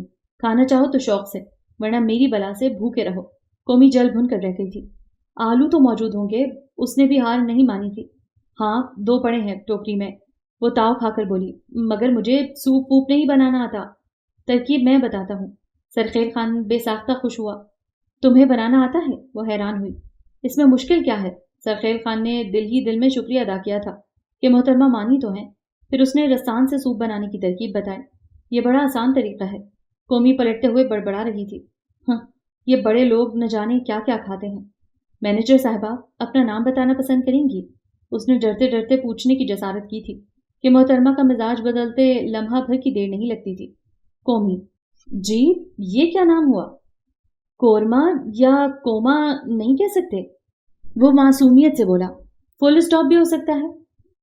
کومل بختیار نام ہے میرا، مگر اس نام سے بستی والے واقف نہیں. سب قومی کہتے ہیں. وہی لٹ مار انداز. نک نیم ہوگا لاٹ کا نام. سرخیل خان خواہ مخواہ مسکرایا. یہی سمجھ لیں لاٹ کا نام ہے. یہاں اصل نام کو بگاڑ کر بلانا ہی لاٹ کے زمرے میں آتا ہے. وہ ٹرے اٹھا کر باہر نکل گئی تھی. سرخیل خان کا بخار تو اتر چکا تھا، مگر اس نے دوسرے دن اور تیسرے دن بھی اپنے کام سے چھٹی کر لی تھی. اس دن قومی کپڑے دھو رہی تھی. جھٹ پٹ کپڑے دھونے اور سکھانے والی مشین بھی اس نے ایک کمیٹی ڈال کر ابھی 2 سال پہلے ہی خریدی تھی. برف باری کے موسم میں یہ مشین بڑی فائدہ مند تھی. آج سے پہلے اس گیسٹ ہاؤس میں قیام کرنے والے جتنے لوگ بھی آئے تھے وہ صرف ہفتے 2 ہفتے کے لیے ٹھہرتے تھے. اس دوران انہوں نے کبھی کپڑے دھلوانے کی کوشش نہیں کی تھی. کچھ تو خود ہی دھو لیتے تھے اور زیادہ ایک ہی سوٹ میں گزارا کر لیتے کہ کپڑے دھلوانے کے الگ سے پیسے افورڈ کرنا ممکن ہی کہاں تھا. نچلے طبقے کے چھوٹے کاروبار سے منسلک لوگ ایسی عیاشیاں پردیس میں اپنا معمول بنا لیں تو کمائیں اور کھائیں کیا. یہ گیسٹ ہاؤس کی تاریخ کا پہلا واقعہ تھا جب پہلے، دوسرے اور پھر تیسرے دن بھی سرخیل خان اپنے کپڑے اٹھا کر لے آیا. یہ کیا ہے؟ قومی نے بغیر دیکھے پوچھا. میرے کپڑے ہیں. انہیں کیا کرنا ہے؟ وہ چادروں پر برش رگڑ رہی تھی. انہیں دھونا ہے، معصومیت سے کہا گیا. یہاں رکھ دو. اس نے خالی ٹب اٹھا کر اس کی طرف بڑھایا. گھر میں تمہارے کپڑے کون دھوتا ہے؟ گلبدن. وہ اپنی جیبیں ٹٹول رہا تھا. یہ کون ہے؟ قومی نے ایسے ہی معلومات میں اضافہ کرنے کی غرض سے پوچھ لیا تھا. ملازمہ. اسے قمیض کی جیب میں سے ID کارڈ مل ہی گیا. تمہارے گھر میں نوکر ہیں؟ جی 3-4 ہیں. پھر بھی اپنی بہن سے کام کرواتے ہو؟ قومی لمحہ بھر کے لیے کہیں کھو سی گئی تھی. نگین میری بہن نہیں ہے. تو پھر کیا ہے؟ قومی نے سادگی سے پوچھا. کزن ہے. اور سرخیل خان سوچ میں پڑ گیا تھا کہ اسے بتائے یا نہ بتائے. اور کیا؟ وہ اپنا کام روک کر پوچھ رہی تھی. منگیتر بھی تھی اور اب. اچھا. قومی کو بہت خوشی محسوس ہوئی. مبارک ہو. کس بات کی؟ منگنی کی. وہ پھر سے لب جھپ کپڑے کھنگالنے لگی. منگنی بہت پرانی ہے، بچپن کی، یا اس سے بھی پہلے کی. سرخیل خان نے وضاحت کی، ہمارے ہاں بھی بچپن میں رشتے پکے کر دیے جاتے ہیں۔ وہ اسے بتا رہی تھی، خود میرا بھی رشتہ بچپن میں طے کر دیا گیا تھا۔ جانتا ہوں، ایک معمول کی طرح اس کے لبوں سے برآمد ہوا۔ کیا جانتے ہو؟ وہ تیکھے انداز میں پوچھ رہی تھی۔ یہی کہ ہمارے ہاں بچپن کی منگنیوں کا رواج ہے۔ سرخیل خان نے گڑبڑا کر وضاحت کی، کچھ غلط رواج نہیں۔ اب وہ جان بوجھ کر بات کو طول دینے کی غرض سے پوچھ رہا تھا۔ اس میں کیا برائی ہے؟ قومی لاپرواہی سے بولی۔ وہ یکٹک اسے دیکھے گیا۔ یکدم قومی نے سر اٹھا کر پوچھا، اور یہ آپ مجھے آنکھیں پھاڑے دیکھے کیوں جا رہے ہیں؟ میں کب دیکھ رہا ہوں؟ وہ سر پٹایا۔ ایسا الزام یعنی آنکھیں پھاڑ کے؟ اس نے کانوں کو ہاتھ لگایا۔ جاؤ اپنا کام کرو۔ کون سا کام؟ معصومیت سے پوچھا گیا۔ اب یہ بھی میں بتاؤں؟ اسے پھر سے تب چڑھی۔ تو اور کون بتائے گا؟ گھر تو آپ کا ہے، اس نے سادگی سے جتایا۔ تم اپنا کوئی کام کرو، وہ جو ڈبہ ساتھ لائے ہو اسی کے ساتھ لگے رہو۔ جاؤ یہاں سے۔ میں تو آپ سے لنچ کا پوچھنے آیا تھا۔ بہت سوچ بچار کے بعد اسے یاد آ گیا تھا کہ وہ کس کام کے سلسلے میں آیا تھا۔ لنچ ونچ سب ملے گا، مگر اپنے وقت پر۔ زیادہ بھوک کا شور مچایا تو شہر کا راستہ دکھاؤں گی۔ اس نے گویا وارننگ دی تھی۔ شہر کے راستے سے میں انجان نہیں ہوں، روز آتا جاتا ہوں، اب بھی شہر ہی جا رہا ہوں۔ تم نے کچھ منگوانا ہے؟ وہ اپنائیت سے پوچھ رہا تھا۔ ہم نے کچھ نہیں منگوانا، اگر کچھ چاہیے ہوگا تو دہشت خان سے کہیں گے، قومی نے ناک چڑھا کر جتایا۔ بہت بولتے ہو تم، مگر تم سے کم۔ وہ مزے سے بالٹی اٹھا کر برآمدے میں لگی الگنی پر کپڑے پھیلانے لگا۔ یہ کیا کر رہے ہو؟ وہ چیخی۔ نظر نہیں آ رہا کیا؟ چھوڑو، میں کر لوں گی، ہٹو پیچھے۔ قومی چلاتی رہ گئی۔ میں تمہاری ہیلپ کرنا چاہتا ہوں، یہاں میری ہیلپ کرنے کے لیے آئے ہو؟ اور کوئی کام نہیں تمہیں؟ وہ کام ختم کر چکی تھی، اب پھیلاوا سمیٹ رہی تھی۔ یہ جو تمہارا کاروبار ہے نا، بس ڈوبا ہی سمجھو۔ بھلا کیسے؟ سرخیل خان نے مسکرا کر پوچھا۔ اب یہ بھی میں بتاؤں گی؟ اگر نگرانی نہیں کرو گے تو مینیجر فراڈ کر کے بھاگ جائے گا۔ قومی اسے وارن کر رہی تھی۔ مینیجر ایسی جرت نہیں کر سکتا۔ وہ اپنے گیلے ہاتھ تولیے سے پہنچ رہا تھا۔ اب جا بھی چکو، قومی سے چھوڑ اٹھی۔ جا رہا ہوں، میری آفر بھی برقرار ہے ابھی تک۔ کیسی آفر؟ قومی بھول بھی چکی تھی۔ کچن کے لیے کچھ منگوانا ہے؟ نہیں، وہ رکھائی سے بولتے ہوئے خالہ کے کمرے کی طرف چل دی۔ خود ہی لے آؤں گا اندازے سے۔ سرخیل خان زیر لب بڑبڑایا تھا اور کچن کے سامان کی لسٹ ذہن میں ترتیب دینے لگا تھا۔ نہ جانے کون سی بوٹی خالہ کو اس نے سگا دی تھی، وہ تو سرخیل خان کے گیت گاتے نہیں تھکتی تھی۔ قومی کے منع کرنے کے باوجود وہ خالہ کے لیے طاقت کی دوائیں، پھل اور نہ جانے کیا کچھ اٹھا لاتا تھا۔ ایک دن خالہ کو اپنی گاڑی میں بٹھا کر شہر لے گیا، ان کا چیک اپ کروایا، کپڑے لے کر دیے، گرم جرسی، شال، اونی سوٹ، خالہ کو سیر بھی کروائی۔ نہ جانے کدھر کدھر گھماتا رہا تھا۔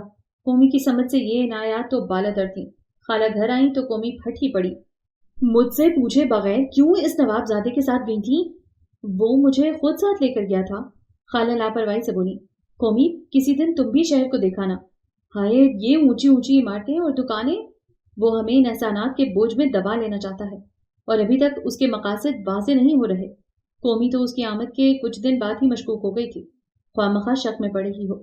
خیل خان بڑے دل والا، نیک طبیعت بچہ ہے، خالہ کی نظر میں بھی کم ہی کوئی جچتا تھا۔ خالہ، وہ ہمارے لیے ایک مہمان ہے، اسے مہمان ہی سمجھو، چند دن بعد چلا جائے گا۔ اس سے دل کے رشتے گانٹنے مت بیٹھ جاؤ۔ وہ کافی دیر سے خالہ کو سمجھانے کی کوشش کر رہی تھی۔ وہ میرے لیے اپنے پتر جیسا ہے۔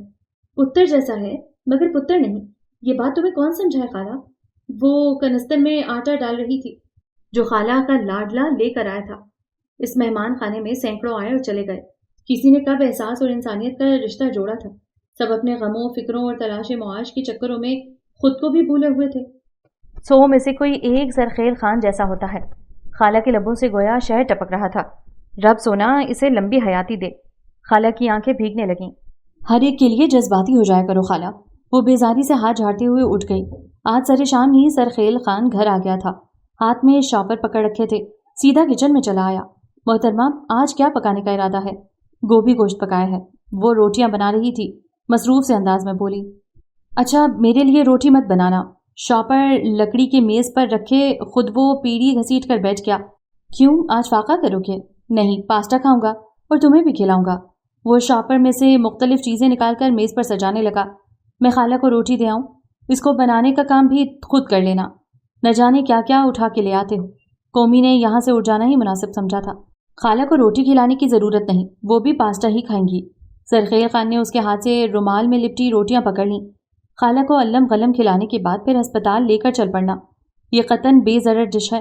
وہ مسکرایا۔ آپ بھی چکھ سکتی ہیں۔ اس نے پاستا ابال لیے۔ شکریہ۔ کومل ابلے ہوئے پاستا کو دیگچی میں ڈال کر مکس کرنے کے بعد ڈونگے میں نکالنے لگی۔ اب کچھ دیر بعد چائے بھی بنا لانا، میں خالہ جی کے کمرے میں ہوں۔ وہ ڈونگا اٹھا کر کھڑا ہو گیا تھا۔ گوبھی گوشت کھاتے ہوئے ہمیں کوسنے کی کوشش مت کیجیے گا، آفر برقرار ہے، آپ بھی پاستا کھا سکتی ہیں۔ مجھے کوئی شوق نہیں۔ کومی انگیٹھی میں دہکتے کوئلے رکھ رہی تھی۔ جی چاہ رہا ہے ایک کوئلہ تمہاری زبان پر بھی رکھ دوں، کچھ اور ذائقہ بھی چکھنا چاہیے تمہیں۔ ہماری زبان ہر قسم کے ذائقے سے آشنا ہے، اور دل بھی۔ آج کل کچھ نئے انکشافات بھی رونما ہو رہے ہیں۔ وہ پھر سے مسکرایا۔ کہاں؟ کومی نے ہمنق پن سے پوچھا۔ یہاں۔ وہ دل پر ہاتھ رکھے بڑی نرم نظروں سے اسے دیکھ رہا تھا، اور وہ ان نگاہوں کے مفہوم سے اچھی طرح آگاہ تھی۔ سرخیل خان، اپنی حد میں رہا کرو۔ لحاظ کرتی ہوں تمہارا، مہمان سمجھ کر۔ تم یہاں رہتے ہو اور معاوضہ دیتے ہو۔ ہمارے گھر کا چولہا اسی طرح چلتا ہے۔ اللہ نے روزی روٹی کے وسیلے بنا رکھے ہیں، غریبوں اور مجبور لوگوں کی بے بسی کا مذاق نہیں اڑاتے۔ قومی ایک دم مشتعل ہو گئی۔ باخدا آپ کو ہرٹ کرنے کا میں تصور بھی نہیں کر سکتا، میں تو صرف اپنے احساسات شیئر کرنا چاہ رہا تھا آپ سے۔ وہ بھی پریشان سا اٹھا۔ کیا لگتی ہوں میں تمہاری؟ خواہ مخواہ میرے ساتھ بے تکلف ہونا چاہتے ہو۔ تم مجھے جانتے نہیں، میں ایسی ویسی لڑکی نہیں ہوں، ظاہری چمک دمک سے متاثر ہونے والی۔ قومی چٹک کر رہ گئی۔ تم بہت اچھی لڑکی ہو کومل، اور میں تمہارے ساتھ دوستی، انسانیت اور ہمدردی کا تعلق نہیں بنانا چاہتا، کیونکہ میرے دل میں تمہارا الگ مقام ہے، الگ حیثیت ہے۔ وہ جو کچھ کہہ رہا تھا سچ کہہ رہا تھا، مگر اس سچائی کو کومل بختیار سمجھنے کی حدود سے بہت آگے نکل چکی تھی۔ اپنی حد میں رہو سرخیل خان۔ وہ لال بھبوکا چہرہ لیے کھڑی ہو گئی۔ اور میری حد کیا ہے؟ اس کی آنکھوں میں تپش تھی۔ وہ مہمان خانہ اور اس کا سب سے بہترین کمرہ، یہ نہ ہو کہ میں تمہیں اس گھر سے نکال دوں، سامان سمیت۔ شہر میں سینکڑوں گیسٹ ہاؤس ہیں، کہیں بھی قیام کر لینا۔ قومی آگ بگولا ہو اٹھی۔ اور میں سینکڑوں ہوٹلز اور rest house, furnished bedrooms چھوڑے یہاں کیوں آیا ہوں؟ کبھی سوچا ہے تم نے کومل بختیار؟ سرخیل خان کی آنکھوں میں لالی گہری ہوتی چلی گئی۔ کیوں آئے ہو؟ وہ سر سے پیر تک برف ہو گئی تھی۔ تمہارے لیے۔ سرخیل خان اطمینان سے بولا۔ تم جانتے ہو میں کون ہوں؟ برف میں شگاف ہوا۔ وہ تڑکتے ہوئے کہہ رہی تھی، چیختے ہوئے بول رہی تھی، میں کون ہوں سرخیل خان؟ کون ہوں میں؟ وہ چلائی تھی، حماد خان کی بیوہ۔ سرخیل خان بدرنگ دیوار پر بنے عکس دیکھ رہا تھا، مٹیالے ادھورے اور اپاہج عکس۔ اور تم کون ہو؟ قومی دہاڑی۔ حماد خان کا اکلوتا دوست۔ ہم پنڈی میں 8 سال اکٹھے رہ رہے ہیں۔ حماد خان نے تمہیں نہیں بتایا ہوگا، تمہارا اور اس کا ساتھ بہت مختصر رہا ہے، صرف 3 دن اور 3 راتوں پر مشتمل۔ تم میرے زخم کیوں ادھیڑ رہے ہو؟ وہ دمبا خود تھی، ششتر تھی۔ تم کیوں آئے ہو؟ میں تمہارے دل پر لگے ان زخموں کی مسیحائی کرنے آیا ہوں۔ مجھے غلط مت سمجھو، مجھے کسی مسیحا کی مسیحائی کی ضرورت نہیں۔ وہ چلائی۔ میری بات تحمل سے سننا۔ یہ کچھ سال پہلے کی بات ہے، تب میں امریکہ میں اپنے بھائی کے ساتھ رہ رہا تھا۔ میں نے حماد خان کو خواب میں دیکھا، بار بار دیکھا، اور نہ جانے کتنے ہزار بار دیکھا۔ یہ خواب اور اس کا تسلسل پاکستان آنے کے بعد بھی نہیں ٹوٹا تھا۔ خواب میں مجھے ہمیشہ وہ پریشان نظر آتا تھا، بے چین، کھویا کھویا۔ وہ بار بار مجھے پکارتا تھا، اور نہ جانے پورب کی طرف دیکھ کر کیا اشارہ کرتا۔ پھر مجھے برف پر بیٹھی ایک لڑکی دکھائی دینے لگی۔ حماد خان پھر سے میرے قریب آ جاتا تھا، اور وہ برف پر بیٹھی اس لڑکی کی طرف اشارہ کرتا، اور مجھے اس کی آواز سنائی دیتی تھی۔ وہ کہتا تھا، اس لڑکی کا خیال رکھنا خیل خان، یہ میرا دل ہے، اور میرا دل اس وقت زخم زخم ہے، میری ہی یاد سے۔ میں نے اس خواب کا ذکر اپنے بھائی سے کیا۔ گلشیر نے بڑی سنجیدگی سے میرے خواب کو سنا تھا۔ پھر اسی نے مجھے مشورہ دیا کہ مجھے حماد خان کی بیوہ اور اس کی ماں سے ضرور ملنا چاہیے، انہیں شاید میری ضرورت ہو۔ اور میں یہاں آ گیا۔ وہ خاموش ہو گیا تھا، اس کے لفظ لفظ سے سچائی پھوٹ رہی تھی، جبکہ سامنے کھڑی کومل بختیار گویا پتھر ہو گئی تھی۔ خیل خان، او خیل خان، اور جانا، اٹھو نا، اٹھ بھی جا، تمہارا مہمان آیا ہے پنڈی سے۔ نگین اسے پکارتی بلکہ دھارتی ہوئی اندر داخل ہوئی تھی۔ کئی مرتبہ ملازمہ اسے جگانے کی ناکام کوشش کے بعد منہ بناتی لوٹ گئی تھی۔ خیل خان، کیا بھنگ پی کر سوئے ہو؟ اس نے بھنا کر کمبل کھینچا۔ اٹھو، ورنہ یہ پانی کا جگ تمہارے اوپر انڈیل دوں گی۔ کیا ہے؟ وہ نیند میں دھت تھا۔ پنڈی سے مہمان آئے ہیں۔ نگین اسے لحاف میں منہ گھسیڑتے دیکھ کر دونوں ہاتھوں میں اس کے بال دبوچے زور سے بولی، بیٹھک میں بٹھاؤ اسے۔ کہاں ہے سورج خان؟ وہ بھاری آواز میں بمشکل بولا تھا۔ سورج خان ڈوب چکا ہے، ابا جان کے ساتھ مہمان کو بیٹھک میں بٹھا دیا ہے۔ नगीन अभी तक उसके बाल दबोचे खड़ी थी। कौन मुंह उठा कर आ गया है सवेरे सवेरे? वो गुस्से से भिन्नाया। नींद पूरी नहीं हो सकी थी, इसीलिए तबीयत सख्त बेजार थी। नाम नहीं पूछा? हम्माद खान, नगीन ने इत्मीनान से बताया। हम्माद आया है? तुमने मुझे क्यों नहीं बताया? वो स्प्रिंग की तरह पलंग से उछल पड़ा। कमीज कहाँ है मेरी? रात को उतार कर कहाँ रखी थी? नगीन ने कंबल तय करते हुए तंजिया कहा। वो पलंग के नीचे, सोफों के नीचे और अलमारी तक देखता आया था। वॉशरूम में लटकी होगी। वहां भी नहीं। वो सोच में गुम था। कोई और पहन लो, नगीन ने मशवरा दिया। बल्कि नहा लो, ढंग का हुलिया बनाकर मिलना मेहमान से, पोसती ना हो तो। तुम भी कभी कभी काम का मशवरा देती हो। जरा इस शलवार कमीज पर इस्त्री फेरो, मैं 2 मिनट में आया। वो वॉशरूम की तरफ बढ़ गया था। नगीन सर हिलाकर कपड़े प्रेस करने लगी। अभी सिर्फ कमीज हुई थी जब वो बाहर निकल भी आया। नगी, तू ना सिर्फ अनाज की दुश्मन है। एक सूट इस्त्री नहीं हो सका? 10 मिनट का कहकर गए थे, 7 मिनट भी नहीं हुए और बाहर निकल आए हो। सिर्फ बातें बनाने में माहिर हो। इधर लाओ। वो कमीज झपट कर पहनने लगा। हम्माद खान तुम्हारा वही दोस्त है ना जिसकी मंगेतर बहुत खूबसूरत है?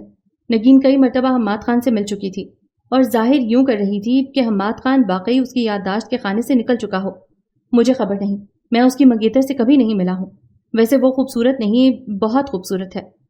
वो उसे तपाना चाह रहा था। तुम्हें तो गुलबदन भी बहुत खूबसूरत दिखाई देती है। नगीन वाकई तप गई थी। जलना कुड़ना फिलहाल मुलतवी करो और फटाफट चाय बनाकर भेजो, बल्कि खुद भी आ जाना। हम्माद से उसकी मंगेतर के बारे में पूछना, वो अच्छी तरह से कोमल के बारे में बताएगा, तुम्हारी तसल्ली भी हो जाएगी। वो बोलता हुआ बाहर निकल गया। नगीन इस्त्री का प्लग निकालकर खुद किचन की तरफ बढ़ गई।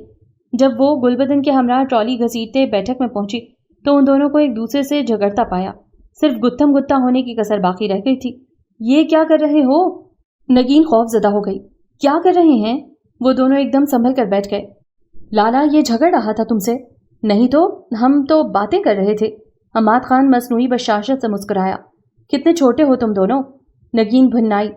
किस बात पर झगड़ रहे हो? तुम्हारे कान ख्वामखा बज रहे हैं। लाला तुम भी झूठ बोलने लगे हो। नगीन नाराजी से गोया हुई। सोहबत का असर है बहना, हम्माद खान लाचारी से बोला। ये भावज है तेरी। वो उसके कान में घुसा। लाला चाय ठंडी हो रही है। नगीन उन मस्खरों को देखकर हमेशा हैरान होती थी। पल में तोला पल में माशा। तुम्हारे हाथ की बदमजा चाय पीकर मेरा खुदकुशी कर लेने को जी करता है। सरखेल खान अपनी हरकतों पर आ गया था। तो ना पियो, मैं तुम्हारे लिए लाई भी नहीं। नगीन को गुस्सा आ गया।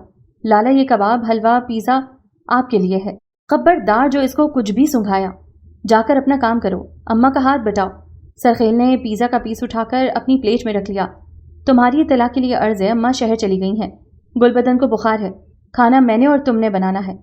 अच्छा। सरखेल खान सोच में गुम होगा। ये जनाना काम मेरे नसीब में लिखे गए हैं शायद। लाला तुम क्या खाओगे? नगीन उठते हुए पूछने लगी। तुम जो भी बनाओगी, हम्माद खान ने मुस्कुरा कर कहा। साग और मकई की रोटी खा लोगे लाला? वो पूछ हम्माद खान से रही थी और देख सरखेल खान को रही थी। मेन्यू सुनकर उसके मुंह के जाविये बिगड़ गए थे। हम्माद साग और मकई की रोटी खाने पिंडी से यहाँ नहीं आया, इतना लंबा सफर करके। तो फिर? नगीन हवन्नकपन से बोली। इसे चाइनीज फूड पसंद है। वो बेनियाजी से बोला। लाला को नहीं, तुम्हें सी फूड पसंद है। और आज के मेन्यू में कक्कड़ कड़ाही, कटाकट, बकरे का भेजा और उसकी टांगें शामिल हैं। नगीन ने मजे से हाथ झाड़े। और ये सब तुम अकेले बनाओगी? मैं तुम्हारी हेल्प हरगिज नहीं करूंगा। उसने भी साफ झंडी दिखा दी थी। कितने बेमुरव्वत हो तुम, और कितनी बामुरव्वत हो तुम, सब जानता हूं मैं। वो भी दू बदू बोला। पुलाव के बजाय चाइनीज राइस कर लेंगे। नगीन ने फौरन मेन्यू में तब्दीली की। इसके अलावा वो भवें उचकाते पूछ रहा था, सलाद तो होगा ही। नगीन ने दांत पीसे। तुम लोग किसके लिए दावत शिराज का एहतमाम कर रहे हो? हम्माद खान को मुदाखलत करना ही पड़ी। तुम्हारे अलावा इस वक्त मेहमान खाने में कोई दूसरा मौजूद नहीं है, सरखेल खान ने जता कर कहा। मेरे लिए इतना एहतमाम करने की क्या ज़रूरत है? वो परेशानी के आलम में उन दोनों को देखने लगा। मेहमान खाने पीने के मामले में बकबक नहीं करते। सरखेल ने उसे लताड़ा। जो कुछ हम तुम्हें ठुसाएंगे तुम्हें ठूसना ही पड़ेगा। और अभी ये हलवा ख़त्म करें प्लीज़। उसे भी आदाब मेज़बानी का ख्याल आ ही गया था। पिज़्ज़ा तो चखना ही नहीं। पहले आप हलवा खाएंगे, अम्मा ने अपने हाथों से बनाया है। नगीन ने प्लेट ज़बरदस्ती हम्माद के हाथ में थमाई। और हाँ लाला, आपकी मंगेतर कैसी है? वो उसे घूरते हुए हम्माद खान की तरफ मुतवज्जे हुई। मुझे तो बहुत अच्छी लगती है, तुम देख कर बताना, हम्माद खान ने सादगी से बताया। लाला इससे कहे ना मुझे आपका गांव दिखा कर लाए। मैंने सुना है आपका गांव आपकी मंगेतर कोमल की तरह बहुत खूबसूरत है। تم سرما میں خیل خان کے ساتھ آنا، برف بارش کی طرح برستی ہے، اپنی آنکھوں سے دیکھنا۔ جا کر ککڑ کا قیمہ بناؤ، ورنہ میں تمہارا بنا دوں گا۔ چکنا گھڑا کچھ بھی کہہ لو، اثر نہیں ہوتا۔ میں تم سے منگنی کر کے پچھتائی۔ نگین جل کر رہ گئی۔ اور میں نے تو بڑے شکرانے پڑھے تھے گویا، وہ استہزائیہ بولا۔ نہ جانے کون سی گھڑی تھی جب ابا جان نے تمہیں مجھ سے منسوب کر کے ایک عظیم زیادتی کر ڈالی۔ تو نہ کرتے، کس نے ہاتھ جوڑ کے ترلے کیے تھے؟ نگین تل ملائی۔ تم تو بچپن سے ہی میرے متھے لگ گئی تھیں، پالنے میں لیٹی انگوٹھا چوس رہی تھی، اور میری بھولی اماں اس کی اسی چیپ ادا پر قربان ہو کر اپنے گلے کی مالا سے بھی ہاتھ دھو بیٹھی۔ یہ جو اس نے مالا پہن رکھی ہے نا، میری اماں نے جذبات میں آ کر پہنا دی تھی۔ اب تک پچھتاتی ہے میری طرح۔ اسے ہمیشہ نگی کو جلا کر لطف آتا تھا۔ میری اماں کی مجھ سے محبت تمہاری طرح ملاوٹ شدہ نہیں ہے۔ خبردار جو پھاپا کٹنی بن کر اماں اور میرے درمیان اختلاف پیدا کرنے کی کوشش کی۔ نگین نے وارننگ دی۔ ایسی کوششیں تو میں اکثر کرتا ہوں اور کرتا رہوں گا، اس نے سینہ ٹھوک کر کہا۔ ہمیشہ منہ کی کھانی پڑتی ہے۔ اماں کا جوتا سلامت رہے اور سرخیر خان کا سر سلامت رہے۔ نگین نے صاف مذاق اڑایا۔ لالا، کبھی تم نے اسے اماں سے جوتے کھاتے ہوئے دیکھا ہے؟ نہیں۔ حماد خان گہری سانس کھینچتا مسکرانے لگا۔ یہ لڑائیاں ان کے معمول کا حصہ تھیں۔ جو دن ان دونوں میں جھگڑے کے بغیر گزر جاتا تھا، اس دن گھر والے سخت پریشان ہو اٹھتے تھے۔ ان دونوں کی باقاعدہ احوال پرسی کی جاتی تھی کہ شاید ناسازی تباہ کے پیش نظر دونوں طرف امن اور خاموشی ہے۔ سرخیل خان دلاور خان کا تیسرا بیٹا تھا۔ چھوٹا ہونے کی وجہ سے لاڈلا اور بہت ہی شوق و شنگ، طبیعت میں چونچالی تھی۔ ابا جان اور اماں کی شفقتوں اور محبتوں اور ذمہ داریوں سے ہمیشہ کوسوں دور رکھا۔ اپنے شوق سے جتنا دل چاہا تھا پڑھ لیا۔ جی پڑھائی سے اچاٹ ہوا تو کتابیں اطمینان سے اسٹور روم کے صندوق میں بند کر دیں۔ نگین چچا زاد تھی، کزن بھی اور بچپن کی منگیتر بھی، سرخیل خان کی پسند اور محبت بھی۔ پوری برادری اور خاندان بھر میں اس کی محبت کے چرچے تھے۔ اماں نے ہی نگین کو پالا پوسا تھا۔ بیچ میں ظالم سماج کیسا؟ ابا جان نے ان دونوں کی باہمی رضامندی معلوم کر کے پچھلے سال دھوم دھام سے منگنی کر دی تھی۔ خیل خان چونکہ فارغ تھا تو اب گھر اور زمینوں کی دیکھ بھال کے علاوہ تیسرا کام صرف یہ تھا کہ جب بھی حماد خان سے ملنے کو طبیعت مچلنے لگتی، وہ گاڑی بھگاتا اور پنڈی ہاسٹل پہنچ جاتا، جہاں حماد خان کا فی الحال قیام تھا۔ اور آج شام بھی نگین سے مزیدار سی جھڑپ کے بعد اس نے رخت سفر باندھ لیا تھا۔ کہاں منہ اٹھا کے بھاگے جا رہے ہو؟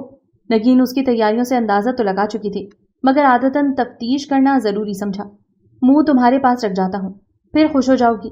وہ بیگ میں کپڑے ٹھونس رہا تھا۔ اس سڑی ہوئی مسکراہٹ والے منہ کو میں نے کیا کرنا ہے؟ اپنا دل دے جاؤ، سنبھال کر رکھوں گی اپنے پاس۔ خواہ مخواہ شہر کی ماڈرن لڑکیوں کو دیکھ کر پھسل جاتا ہے۔ نگین نے ہاتھ میں پکڑا بھٹا پوری رفتار سے کھانا اور چبانا شروع کیا۔ میری آنکھوں پر تو پورے کالج کی لڑکیاں فدا ہیں۔ اس نے خواہ مخواہ کالر کھڑے کیے تھے۔ شکر کرو کوئی نوچ کر نہیں لے گئی۔ حماد خان جیسے یار ہوں تو کس کی جرت ہے؟ کوئی ایسی جسارت کرے۔ وہ اترایا۔ لالا سے ملنے جا رہے ہو؟ ہاں۔ تم کیا سمجھی تھی کہ ڈیٹ پر جا رہا ہوں؟ لالا کو میرا سلام دینا۔ نگین نے سنجیدگی سے یاد دہانی کروائی۔ ویسے ابھی پچھلے ہفتے تو تم پنڈی گئے تھے۔ خانہ، تم دونوں کی محبت بھی نرالی ہے، بہت ہی نرالی ہے، عجیب و غریب قسم کی۔ کبھی حماد خان مجھے خواب میں پریشان دیکھتا ہے اور بھاگا چلا آتا ہے میرا دیدار کرنے، کبھی میں اسے خواب میں فکر مند دیکھتا ہوں اور پنڈی کی دوڑ لگا دیتا ہوں۔ وہ سنجیدگی سے بولا تھا۔ نگین سے ہر بات شیئر کیے بغیر گزارا بھی تو کہاں ہوتا تھا اس کا۔ تم نے پھر کوئی خواب دیکھا ہے؟ ہاں۔ اس نے بیگ کی زپ بند کی۔ مجھے لگتا ہے وہ کچھ پریشان ہے۔ لالا نے تم سے اپنی پریشانی شیئر کی ہے؟ ملاقات ہوگی تو بتائے گا۔ اب وہ جاگرز پہن رہا تھا۔ اور تم آؤ گے کب؟ نگین بے چین سی ہو گئی تھی۔ 2 ماہ بعد۔ چل جھوٹے، 2 ماہ بعد بھی نہ آنا۔ وہ چٹخی۔ تم شکرانے پڑنا، بلا ٹل گئی۔ خیل خان، سفر پر جاتے ہوئے اچھی بات منہ سے نکالا کرو۔ نگی ناراضی سے سمجھانے لگی۔ اچھا سیانی بی بی، آئندہ احتیاط کروں گا۔ اس نے نگی کے سر پر چپت لگائی۔ ویسے تیری دعا کے حصار میں رہتا ہوں، پھر ڈر کیسا؟ جاؤ، اللہ کی امان میں دیا۔ نگی نے آنکھ کی نمی سر جھکا کر چھپا لی تھی۔ اے نگی، تو رو رہی ہے؟ وہ چیخا۔ اوپر دیکھ۔ اس نے زبردستی اس کا منہ دونوں ہاتھوں کے پیالے میں تھام کر اونچا کیا۔ وجہ تو نہیں پوچھوں گا، جانتا جو ہوں۔ میری دوڑیں پنڈی تک لگتی رہیں گی۔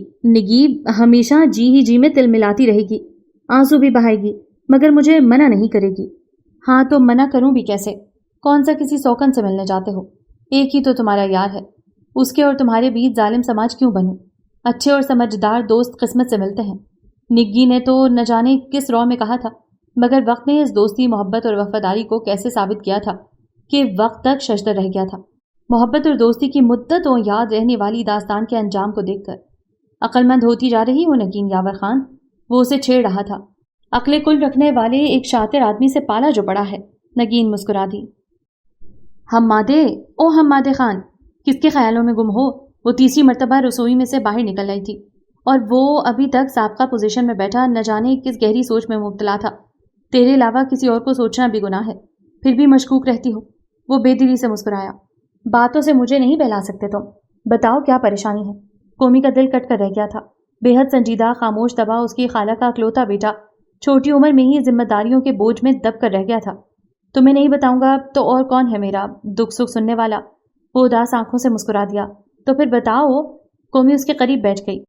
ایسے تھوڑی بتاؤں گا، پہلے گرما گرم چائے۔ پورے نشئی بن چکے ہو میری طرح۔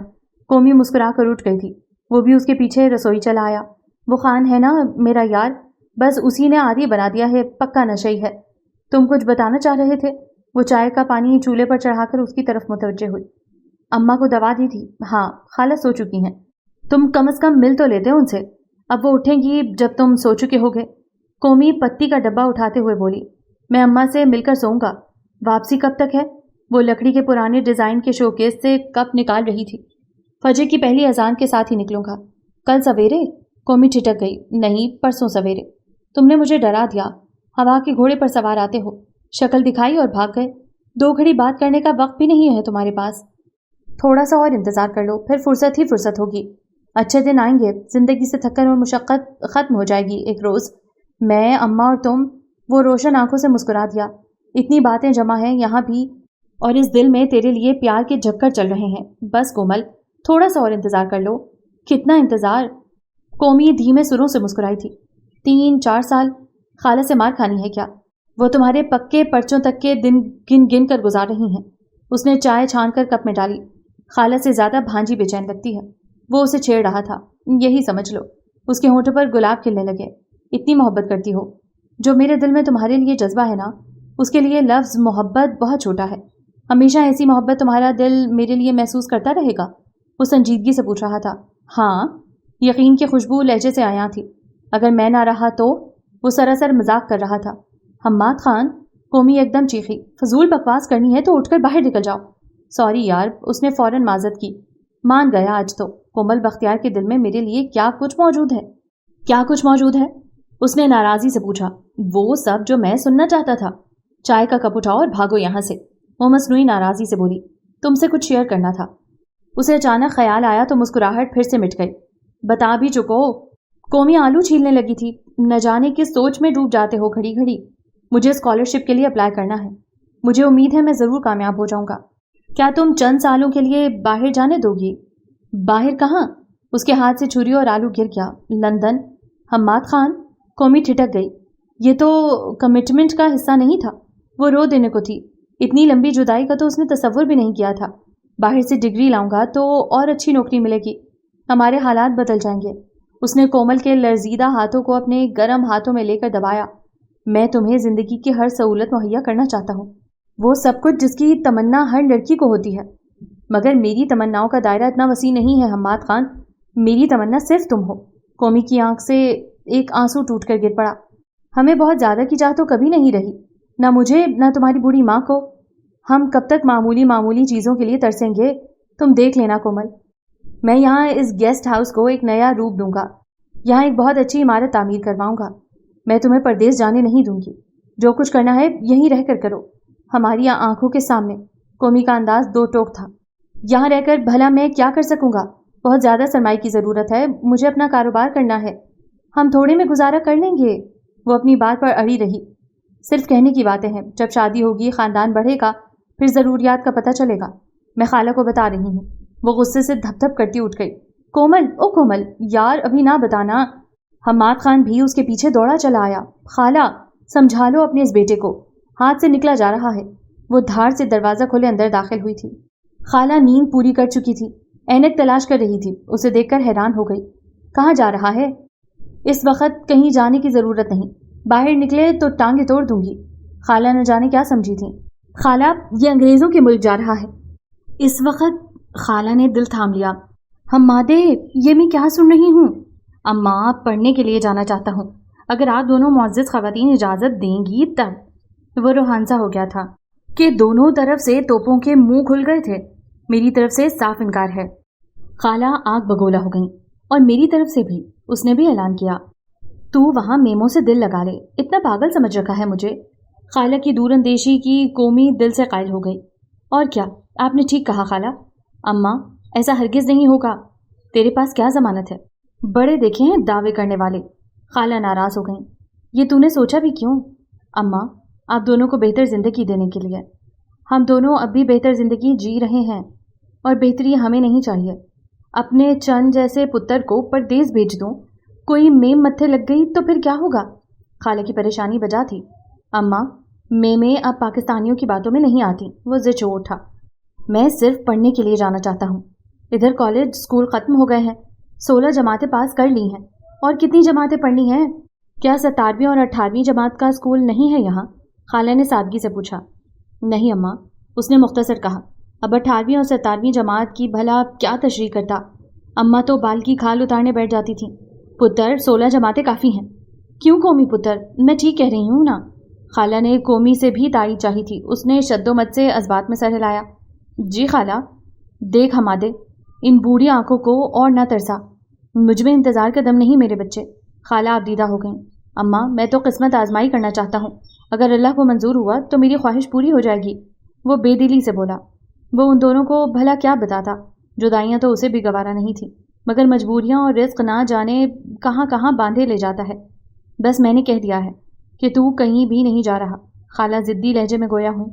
اگر شادی کر کے جاؤں تو پھر؟ اس نے اچانک ایک انوکھی بات کہہ دی تھی۔ لمحہ بھر کو دونوں ہی خاموش ہو گئیں۔ ایسا ممکن ہے؟ خالہ نے خوشی سے لرزیدہ آواز میں کہا تھا۔ قومی خاموش تھی۔ بھلا وہ اس موضوع پر کیا بولتی؟ شرم سے زبان تالو سے چپک گئی تھی۔ ناممکن بھلا کیا ہے؟ وہ مسکرا دیا۔ تو نے میرے من کی بات چرا لی ہے پتر۔ خالہ کو بیٹے پر ٹوٹ کے پیار آیا تھا۔ اور آپ کے من میں کیا کھچڑی پک رہی ہے؟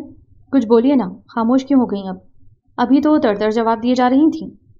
حماد خان کو اسے ستانے میں خوب مزہ آنے لگا۔ اپنی رائے کا اظہار کیجیے، آپ کی مرضی بھی بہت اہمیت رکھتی ہے۔ خالہ کے سامنے کیا بولوں؟ قومی نے اسے آنکھیں دکھائیں۔ یہی کہ میں شادی کروانا چاہتی ہوں۔ وہ آنکھوں میں شرارت لیے مسکرا رہا تھا۔ بکو نہیں اماں، یہ کومل نہیں مان رہی، مجھے آنکھیں دکھا رہی ہے کہ آپ کو سمجھاؤں، 2-4 سال ٹھہر جائیں۔ وہ اسے تپا رہا تھا۔ قومی پتر بدشگونی کی باتیں مت کرو، خیر سے اتنے طویل عرصے بعد اس آنگن میں خوشی اترے گی، پھر حماد باہر چلا جائے گا، میرے پاس تم ہوگی، تم دونوں کے بچے ہوں گے، وقت گزرتے پتہ بھی نہیں چلے گا۔ خالہ مستقبل کی پلاننگ میں مصروف ہو گئی تھی۔ حماد خان اسے میٹھی نظروں سے دیکھتا اماں کی طرف متوجہ ہوا۔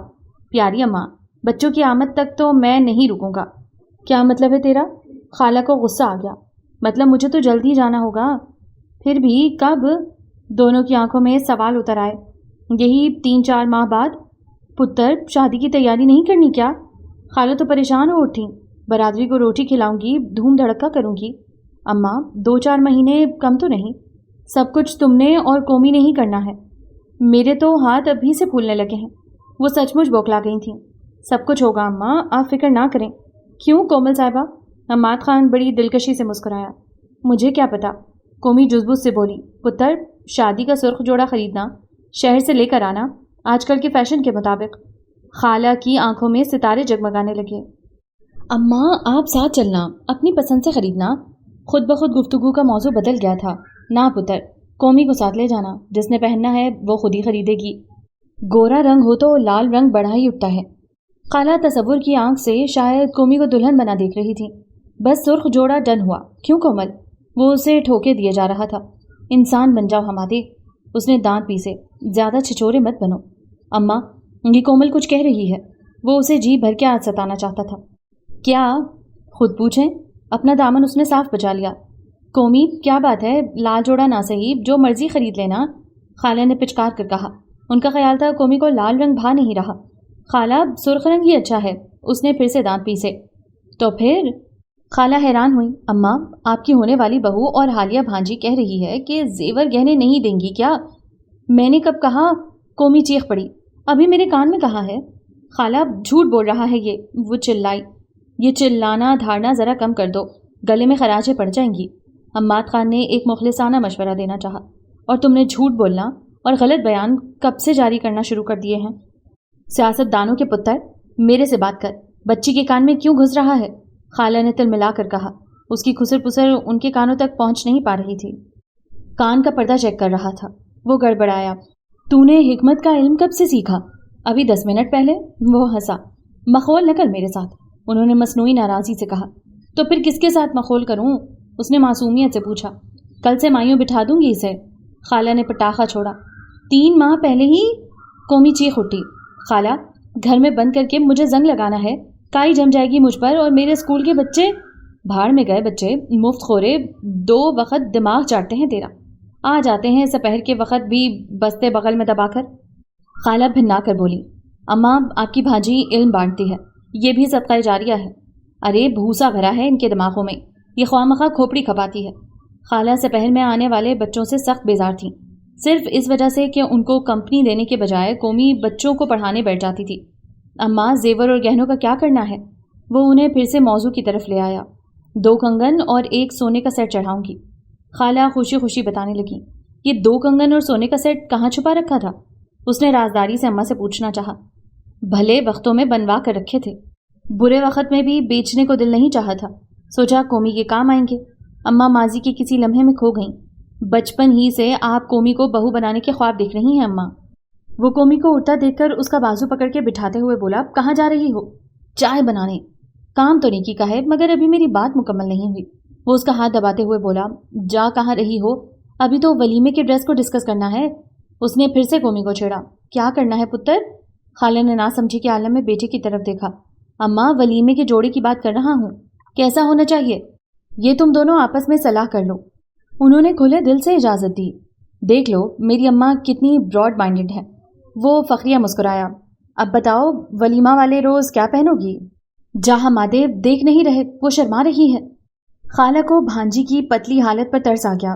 قومی، 3 پیالے کڑک سی چائے کے ساتھ گڑ کی مٹھائی لے کر آ۔ انہوں نے بیٹے کی شوق نظروں سے قومی کو بچانا چاہا۔ آج میری اماں اس خوشی کے موقع پر جی بھر کے بد پرہیزی کرنا چاہتی ہیں۔ حماد خان ناراضی سے جتاتے ہوئے بولا، تمہاری شادی کے بعد سے پرہیز شروع کروں گی۔ وہ بیٹے اور بھانجی دونوں کو بیک وقت تسلی دے رہی تھیں اور وہ دونوں ایک دوسرے کو دیکھ کر مسکرا دیے۔ دھرتی کے پیٹ سے ٹھنڈے میٹھے پانی کا چشمہ پھوٹتا تھا، جس کا شفاف پانی ندی میں جا گرتا۔ بستی کے اکثر لوگ یہی پانی پینے کے لیے استعمال کرتے تھے۔ وہ اسکول سے واپسی پر دہشت خان کے گھر چلی گئی تھی۔ اس کی ماں بیمار تھی، حکیم کی دوائی سے افاقہ نہیں ہوا تھا۔ شہر لے جانے کی طاقت دہشت خان کے باپ میں کہاں تھی؟ اپنی استطاعت کے مطابق علاج معالجہ کروا رہا تھا۔ اس کا دل بہت برا ہو رہا تھا، نہ جانے کیوں، اور وہ سوچ رہی تھی کہ اس بستی میں ایک معالج کا ہونا کس قدر ناگزیر ہے۔ نہ معالج تھا، نہ اچھی دوا تھی، اور زندگی کو سسک سسک کر دم ہی تو توڑنا تھا۔ وہ گھر جانے کے بجائے ندی کے کنارے اپنے مخصوص پتھر پر بیٹھ گئی تھی۔ چھوٹے چھوٹے کنکر پانی میں پھینکتے ہوئے اسے پتہ ہی نہیں چلا تھا کہ کب دبے قدموں سے حماد خان چلا آیا تھا۔ مجھے معلوم تھا کہ تم اسی جگہ پر بیٹھی کسی سوچ میں گم ہوگی۔ کیا سوچا جا رہا ہے؟ وہ اس کے قریب دھم سے بیٹھ گیا۔ تم کب آئے ہو؟ غیر متوقع حماد خان کو دیکھ کر اس کی آنکھیں ستاروں کی طرح چمکنے لگیں۔ ابھی کچھ دیر پہلے، وہ اپنے ہاتھ میں دبا سیب قومی کو تھماتے ہوئے بولا تھا۔ گھر نہیں چلنا کیا؟ یہاں کچھ دیر بیٹھنا چاہتی ہوں۔ اس کا انداز پرسوچ تھا۔ کیا سوچ رہی ہو؟ وہ نرمی سے پوچھنے لگا۔ اس بستی میں کوئی ڈاکٹر نہیں آ سکتا؟ کتنے ڈاکٹر آئے اور گئے، کمبخت ٹکتے نہیں۔ وہ قومی کی سنجیدگی کی وجہ سمجھ کر سر ہلاتے ہوئے بولا تھا۔ مستقل انتظام نہیں ہو سکتا، زکام اور بخار کی دوا لینے کے لیے اتنی دور جانا پڑتا ہے۔ زچہ بچہ کے علاج کی کوئی سہولت نہیں۔ زچگی کے دوران کئی عورتیں جاں بحق ہو جاتی ہیں۔ بچے پیدائشی بیماریوں میں مبتلا ہوتے ہیں اور مرض کی تشخیص کرنے والا کوئی نہیں۔ قومی کے لہجے میں بے پناہ تھکن تھی۔ میں خان سے بات کروں گا، اس کے پاس یقیناً کوئی حل ضرور ہوگا۔ حماد خان نے اپنے دوست کا نام لیا تھا، شاید وہ سن نہیں سکی تھی۔ اس کا دھیان دہشت خان کی بیمار ماں میں اٹکا ہوا تھا۔ تم نے بتایا نہیں، کیسے اچانک آنا ہوا؟ گھر چلو گی تو خود بخود پتہ چل جائے گا۔ وہ مسکرایا۔ ایک سرپرائز ہے تمہارے لیے۔ کیا لائے ہو؟ خود دیکھ لینا۔ وہ اس کے تجسس کو ہوا دینا چاہتا تھا۔ بتا دو۔ ہرگز نہیں، اس نے نفی میں سر ہلایا۔ کیا ہو سکتا ہے؟ وہ سوچنے لگی۔ نکاح کا جوڑا لائے ہو؟ کچھ دیر سوچنے کے بعد وہ مسکراتے ہوئے کہہ رہی تھی، ہاں کچھ اور بھی ہے۔ اس نے بھی پر خاصا زور دیا تھا۔ کیا؟ وہ متجسس سی کھڑی ہو گئی۔ دونوں 10 منٹ کا فاصلہ 25 منٹ میں طے کر کے آئے تھے۔ باتوں اور چٹکلوں کے دوران حالانکہ حماد خان بہت کم گو تھا اور کومل ذرا سخت مزاج رکھتی تھی، مگر حماد خان کے لیے اس کے دل میں اور لفظوں میں نرمی ہی نرمی تھی۔ بڑی عجیب سی محبت دونوں کے درمیان پروان چڑھی تھی۔ کبھی اظہار کی ضرورت ہی محسوس نہیں ہوئی تھی۔ خوشبو کی طرح کچھ کہتی، بولتی، سنتی اور احساس دلاتی محبت۔ میرے ساتھ آؤ۔ وہ خالہ کے کمرے کی طرف بڑھنے لگی تھی جب حماد خان اس کا ہاتھ پکڑے ایک دوسرے کمرے کی طرف لے آیا۔ یہ کیا ہے؟ قومی حیران سی دیکھتی رہ گئی۔ چمکتا دمکتا فرنیچر، کلر ٹی وی، شیشے کا نفیس ریک، لکڑی کی دیدہ زیب الماری، منقش پلنگ، صوفہ۔ حماد خان، اس کی بھلا کیا ضرورت تھی؟ وہ پلٹ کر اسے دیکھنے لگی۔ اتنا خرچہ کر دیا، یہ پیسے بچا کر رکھتے۔ تمہیں میرا سرپرائز پسند نہیں آیا؟ وہ بددل سا ہو کر پوچھنے لگا۔ بہت اچھا ہے، نیا نیا اور انوکھا۔ میں صرف یہ کہنا چاہ رہی ہوں کہ یہ پیسے پردیس میں تمہارے کام آتے۔ پردیس جانے کی اجازت دے دو گی؟ حماد خان نے جگمگاتی آنکھوں سے قومی کے چہرے پر بکھرتے رنگ دیکھتے ہوئے پوچھا۔ دل نہیں مانتا، مگر میں تمہاری ترقی کی راہ میں رکاوٹ نہیں بنوں گی۔ میں جلد لوٹ آؤں گا اور ہم انتظار ہی کر سکتے ہیں۔ مجھے تو پہلے سے ہی خبر تھی، مجھے اور خالہ کو تنہا ہی رہنا ہے۔ کیسی قبولیت کی گھڑی تھی جب یہ منحوس الفاظ انجانے میں اس کے منہ سے پھسلے تھے۔ میرے دل کا کچھ تو خیال کرو، خواہ برا ہو رہا ہے۔ مجھے خوشی خوشی رخصت کرنا ہے، پردیس جا رہا ہوں، دنیا سے نہیں۔ وہ ناراضی سے گویا ہوا۔ اللہ نہ کرے قومی دہل گئی۔ فضول ہانکتے رہا کرو۔ چائے پانی کا موڈ ہے تو پلاؤ، ورنہ مسافر تو چلا۔ ایک شرط پہ، کل کا دن یہیں گزارو گے۔ توبہ، تم نے تو ڈرا دیا تھا۔ میں نے سمجھا نہ جانے کیا ارشاد جاری کر دو گی۔ وہ دہل سا گیا۔ ڈرامہ نہ کرو۔ قومی ہنس پڑی۔ پتہ نہیں کیسے کیسے دوست بنا لیے ہیں، پہلے تو تم ایسے نہیں تھے۔ ایک ہی دوست ہے میرا، جنید خان۔ بہت پیار ہے مجھے اس سے، جانتی ہو۔ پچھلے سال میرا ایکسیڈنٹ ہوا تھا نا، تو اسی نے مجھے خون دیا تھا۔ اس کا خون میری رگوں میں زندگی بن کر دوڑ رہا ہے۔ ہمارے دل سے تمہارے اس دوست کے لیے ہمیشہ دعا نکلتی ہے۔ خالہ تو اٹھتے بیٹھتے اسے دعائیں دیتی ہیں۔ بڑا احسان ہے تمہارے دوست کا، تم پر بھی اور ہم پر بھی، قومی نے سادگی سے کہا۔ وہ ایک ایک چیز کو ہاتھ سے چھو کر دیکھ رہی تھی۔ حماد خان، یوں لگتا ہے میں خواب کے سفر میں ہوں۔ دعا کیا کرو یہ حسین سپنا کبھی نہ ٹوٹے۔ خواب کے سفر میں حماد خان ہمراہ ہے یا نہیں؟ وہ شرارت سے پوچھ رہا تھا۔ بکواس نہ کیا کرو۔ قومی ناراضی سے دھپ دھپ کرتی باہر نکل گئی۔ میرے بغیر زندگی کے رنگ پھیکے ہیں کیا؟ وہ بھی اس کے پیچھے ہی آ دھمکا تھا۔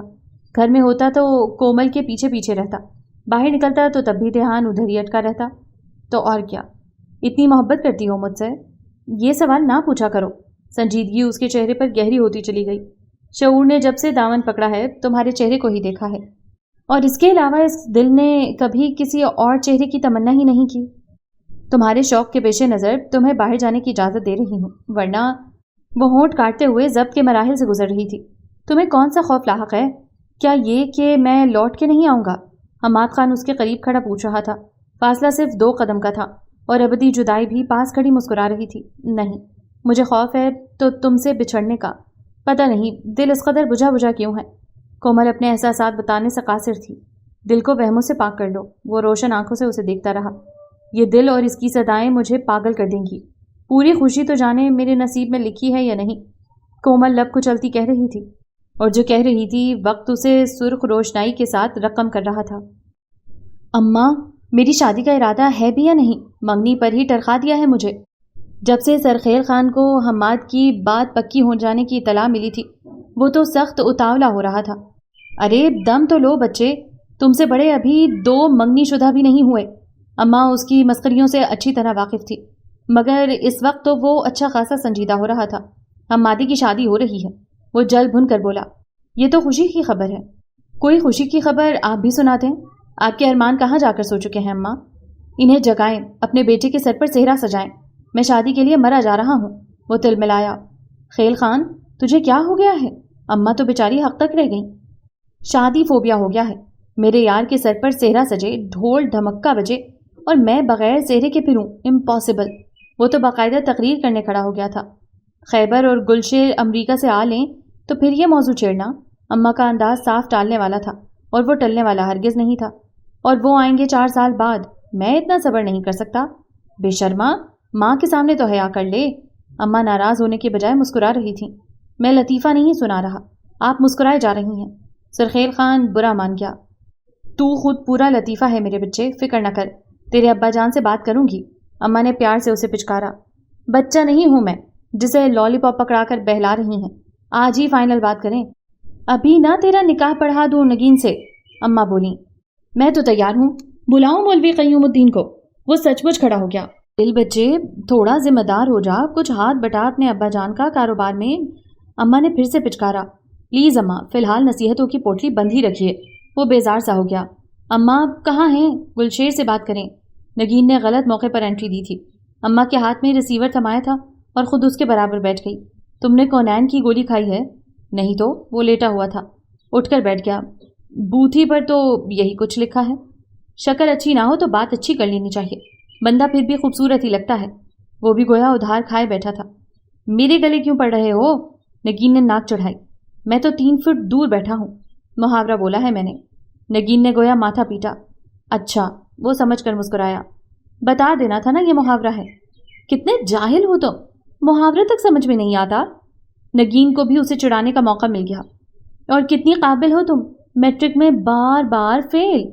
وہ بھی چبا چبا کر بولا۔ لوفر انسان، تمہاری یادداشت سے یہ بات نکل کیوں نہیں جاتی؟ نگین تل ملائی۔ یہ لوفر انسان تمہارا شوہر بننے والا ہے۔ اس نے کالر کھڑے کیے۔ کب؟ نگین کی آنکھیں حیرت سے پھیل گئیں۔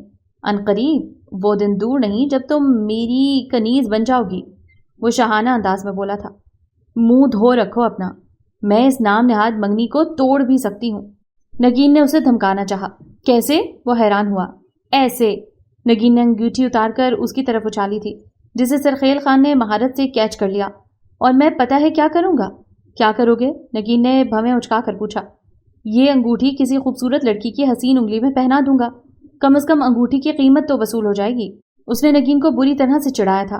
میری انگوٹھی واپس کرو، نگین چیخی۔ ہرگز نہیں، یہ انگوٹھی اب تمہیں نہیں ملے گی۔ وہ انگوٹھی کو ہتھیلی پر رکھے باریک بینی سے اس کا جائزہ لے رہا تھا۔ کسے دو گے؟ وہ دھاڑی، وہی جو اس کی اصل حقدار ہوگی۔ زندہ نہیں چھوڑوں گی میں اس لومڑی کو، نگین نے دانت پیسے۔ کون لومڑی؟ وہی جو، نگین گڑبڑا کر رہ گئی، کیونکہ انگوٹھی پھر سے اس کی گود میں گر چکی تھی۔ تم نے خود کو ٹھیک پہچانا، سر خیل خان نے قہقہ لگایا تھا۔ خیل خان، بہت برے ہو تم، وہ تنتنائی۔ ارے پھر سے جھگڑنے لگے؟ اماں فون سن چکی تھیں، انہیں ایک دوسرے کے بخیے ادھیڑتے دیکھ کر سر تھامے بیٹھ گئیں۔ چھوڑیے اماں، میری تعریفوں پر خواہ مخواہ وقت ضائع کریں گی۔ یہ بتائیے گلشیر کیا کہہ رہا تھا؟ وہ بھی کمال کا اداکار تھا، فوراً موضوع بدل گیا۔ خیر سے خیبر خان اور گلشیر واپس آ رہے ہیں، اماں سرشاری سے بتا رہی تھی۔ کب؟ وہ دونوں چلا اٹھے۔ اگلے ہفتے، اماں خوشی خوشی بتانے لگیں۔ یاہو! ان دونوں نے جوش کے عالم میں نعرہ لگایا۔ خیبر خان اور گلشیر کے واپس آتے ہی گھر میں خوشیوں کی بارات اتر آئی تھی۔ بیٹوں کی وطن واپسی اور وہ بھی اعلیٰ ڈگریوں کی ہمراہی کے ساتھ ابا جان کا سینہ فخر سے پھلا گئی تھی۔ وہ اکثر کہتے تھے، خیل خان ہمارا لاڈلا بیٹا ہے، مگر اس نے ہمیں تعلیم کے معاملے میں خاصا مایوس کیا ہے۔ اماں کے سوئے ہوئے سارے ارمان جاگ گئے تھے۔ بیٹوں کو دیکھتے ہی ان کی شادیوں کے لیے سرگرم عمل ہو گئیں۔ گلشیر خان کے لیے اپنی بھانجی مروت کو سلیکٹ کر لیا گیا تھا، اور خیبر خان جیسے چاکلیٹی ہیرو کے لیے کوئی لڑکی نظر میں جچ نہیں رہی تھی۔ ابھی لڑکیاں دیکھنے کا سلسلہ جاری تھا جب خیبر خان نے نرم نرم الفاظ میں دھماکہ کر دیا تھا، اور حیرانی کی بات یہ تھی کہ ابا جان نے سوچ سمجھ کر اس کی خواہش پر سر تسلیم خم کر دیا۔ یہ خبر جنگل کی آگ کی طرح ہر طرف پھیل گئی۔ خیبر خان نے ابا جان سے نگین کے ساتھ کی خواہش کا اظہار کیا تھا۔ اس کے خیال میں نگین جیسی سادہ مزاج سیدھی سادی گھریلو لڑکی بہت مناسب تھی۔ وہ خود بہت سادہ مزاج رکھنے والا اعلیٰ سوچ کا حاصل نوجوان تھا۔ تمام عمر امریکہ میں گزارنے کے باوجود یورپ کے ماحول نے اس کے کردار پر کوئی اثر نہیں کیا تھا۔ مضبوط، شاندار اور ہر لحاظ سے مکمل۔ ابا جان نے سوچا، غور کیا اور خیبر خان کے حق میں فیصلہ سنا دیا۔ جس نے سنا گویا دھک سے رہ گیا، حتیٰ کہ اماں بھی گھبرا اٹھیں۔ خان جی، یہ آپ نے کیسا فیصلہ سنا دیا؟ نگی تو خیل خان کی منگ ہے، بچپن کی منگ۔ میں نے بہت سوچ سمجھ کر فیصلہ کیا ہے۔ نگی اور خیل خان کے حق میں یہی بہتر ہے۔ مجھے نگی بھی عزیز ہے اور خیل خان بھی۔ نگی کی یہی مناسب عمر ہے، اور اس کے لیے خیبر خان جیسا سمجھدار ذمہ دار شخص ہی بہتر رہے گا، جبکہ خیل خان میں بہت بچپنا ہے، ابھی شادی کے لائق نہیں، کھیلنے کودنے کی عمر ہے اس کی، ذمہ داریوں کا بوجھ ابھی اسے لادنے کو دل نہیں مانتا۔ وہ دونوں ایک دوسرے کو پسند کرتے ہیں، آپ اچھی طرح سے واقف ہیں۔ وہ حد درجہ متوحش ہو گئیں۔ बचपन से साथ हैं, उनसियत तो हो ही जाती है। उनका अंदाज सरसरी था, और वो जो बाकायदा मंगनी की थी वो रूहानसी हो गई। आप परेशान मत हो, खैल खान को ये दराज नहीं करेगा, अपने भाई की पसंद को अहमियत देगा। जिंदगी में पहली मर्तबा हमारे बेटे ने कुछ मांगा है, अपनी किसी ख्वाहिश का इजहार किया है, मैं नज़रअंदाज नहीं कर सकता, उसकी ख्वाहिश को रद्द नहीं कर सका। खैल खान को मैं समझा दूंगा, उसे भी खैबर खान की खुशी का ख्याल करना चाहिए। हमारे बेटे हमारी तरबियत पर हर्फ नहीं आने देंगे। और दरवाजे की दूसरी तरफ खड़े खैल खान के कदमों के नीचे से ज़मीन धीरे धीरे सिरक रही थी। ये अब्बा जान ने किस इम्तहान में डाल दिया है। उसके जिस्म में गर्दिश करता लहू थम थम गया था। खैल खान, ओ खेले, उठ भी जा, भंग पी कर सोए हो। इधर मुझ पर क़यामत बीत रही है और तुम कैसे नींद में धुत पड़े हो। नगीन ने चीख चीख कर कमरा सर पर उठा रखा था। वो सो तो नहीं रहा था, बस तकिए में मुंह दिए लेटा रहा। खैल खान, उठो ना, नगीन रो देने को थी। क्या है? वो भारी आवाज़ में बोला। तुमने कुछ सुना है? नगीन सचमुच रो पड़ी थी, और वो तो पिछले 3 दिन से चुपके चुपके रो रही थी। हाँ, सुना है। सब कुछ जान कर भी ऐसे पड़े हो? तो क्या करूं? वो उल्टा नगीन से पूछने लगा। अब्बा जान के फैसले पर तुम्हें कोई एतराज़ नहीं? नगीन रोना भूलकर उसे देखने लगी थी, जो तकिया हटाकर उठ बैठा था। नहीं। क्यों? छत गोया उसके सर पर आन पड़ी थी। एतराज़ की कोई वजह भी तो होनी चाहिए। खैबर खान में क्या कमी है? ये तुम कह रहे हो? नगीन शशतर रह गई। कुछ गलत तो नहीं कह रहा, एक दुनिया खैबर खान के इश्क में मुब्तला है। वो लापरवाही से कह रहा था, मैं उस दुनिया में शामिल नहीं हूँ। नगीन चबा चबा कर बोली, अब शमूलियत इख्तियार कर लो। उसने इत्मीनान से कह दिया था, गोया जो कुछ हो रहा था उसकी बला से। अब्बा जान का हर कौल उनके लिए हुक्म का दर्जा रखता था। ये कैसे मुमकिन था कि खैल खान बगावत का अलम उठा लेता? ये मंगनी भी उनकी बाहमी रजामंदी से हुई थी, और बाहमी रजामंदी के साथ तोड़ी भी गई। अभी कल रात खैबर खान उससे पूछ रहा था, तुम दोनों यानी नगीन और तुम एक दूसरे से काफ़ी अटैच रहे हो। मैंने सुना है बचपन में रिश्ता भी रहा है। अगर तुम नगीन के लिए सॉफ्ट इमोशंस रखते हो तो मैं तुम दोनों के दरमियान नहीं आऊँगा। अगर ये सिर्फ कज़न्स होने के नाते दोस्ती रही है तो नगीन को अपनी ज़िंदगी में शामिल करना मेरी अव्वलीन आरज़ू बन चुकी है। वो मुझे सिर्फ अच्छी नहीं लगती, मैं उससे मोहब्बत करने लगा हूँ। बहरहाल तुम्हारी खुशी मुझे हमेशा अजीज़ रहेगी। वो शाइस्तगी से नरमी से अपना नुक्ता नज़र वाज़े कर रहा था। ओ लाला, तुम्हारी खुशी मुझे भी हमेशा अजीज़ रहेगी। खैल खान को मुस्कुराने में किस कदर दिक्कत पेश आई थी। हम दोनों में सिर्फ दोस्ती का रिश्ता है जो सदा कायम रहेगा। उसने खैबर खान के दिल में चुभी फांस निकाल दी थी। खैल खान, कहाँ खो गए? नगीन ने उसका कंधा हिलाया। तुम ठीक तो हो ना? मुझे क्या होना है, मैं पहले की तरह हशाश बशाश हूँ। वो मुस्कुराया था। तुम्हें कतन अफसोस नहीं? तुम्हें ज़रा दुख नहीं? हमारी मंगनी टूट रही है, रिश्ता ख़त्म हो रहा है, और तुम इतने मुतमईन हो। नगीन गोया फट पड़ी।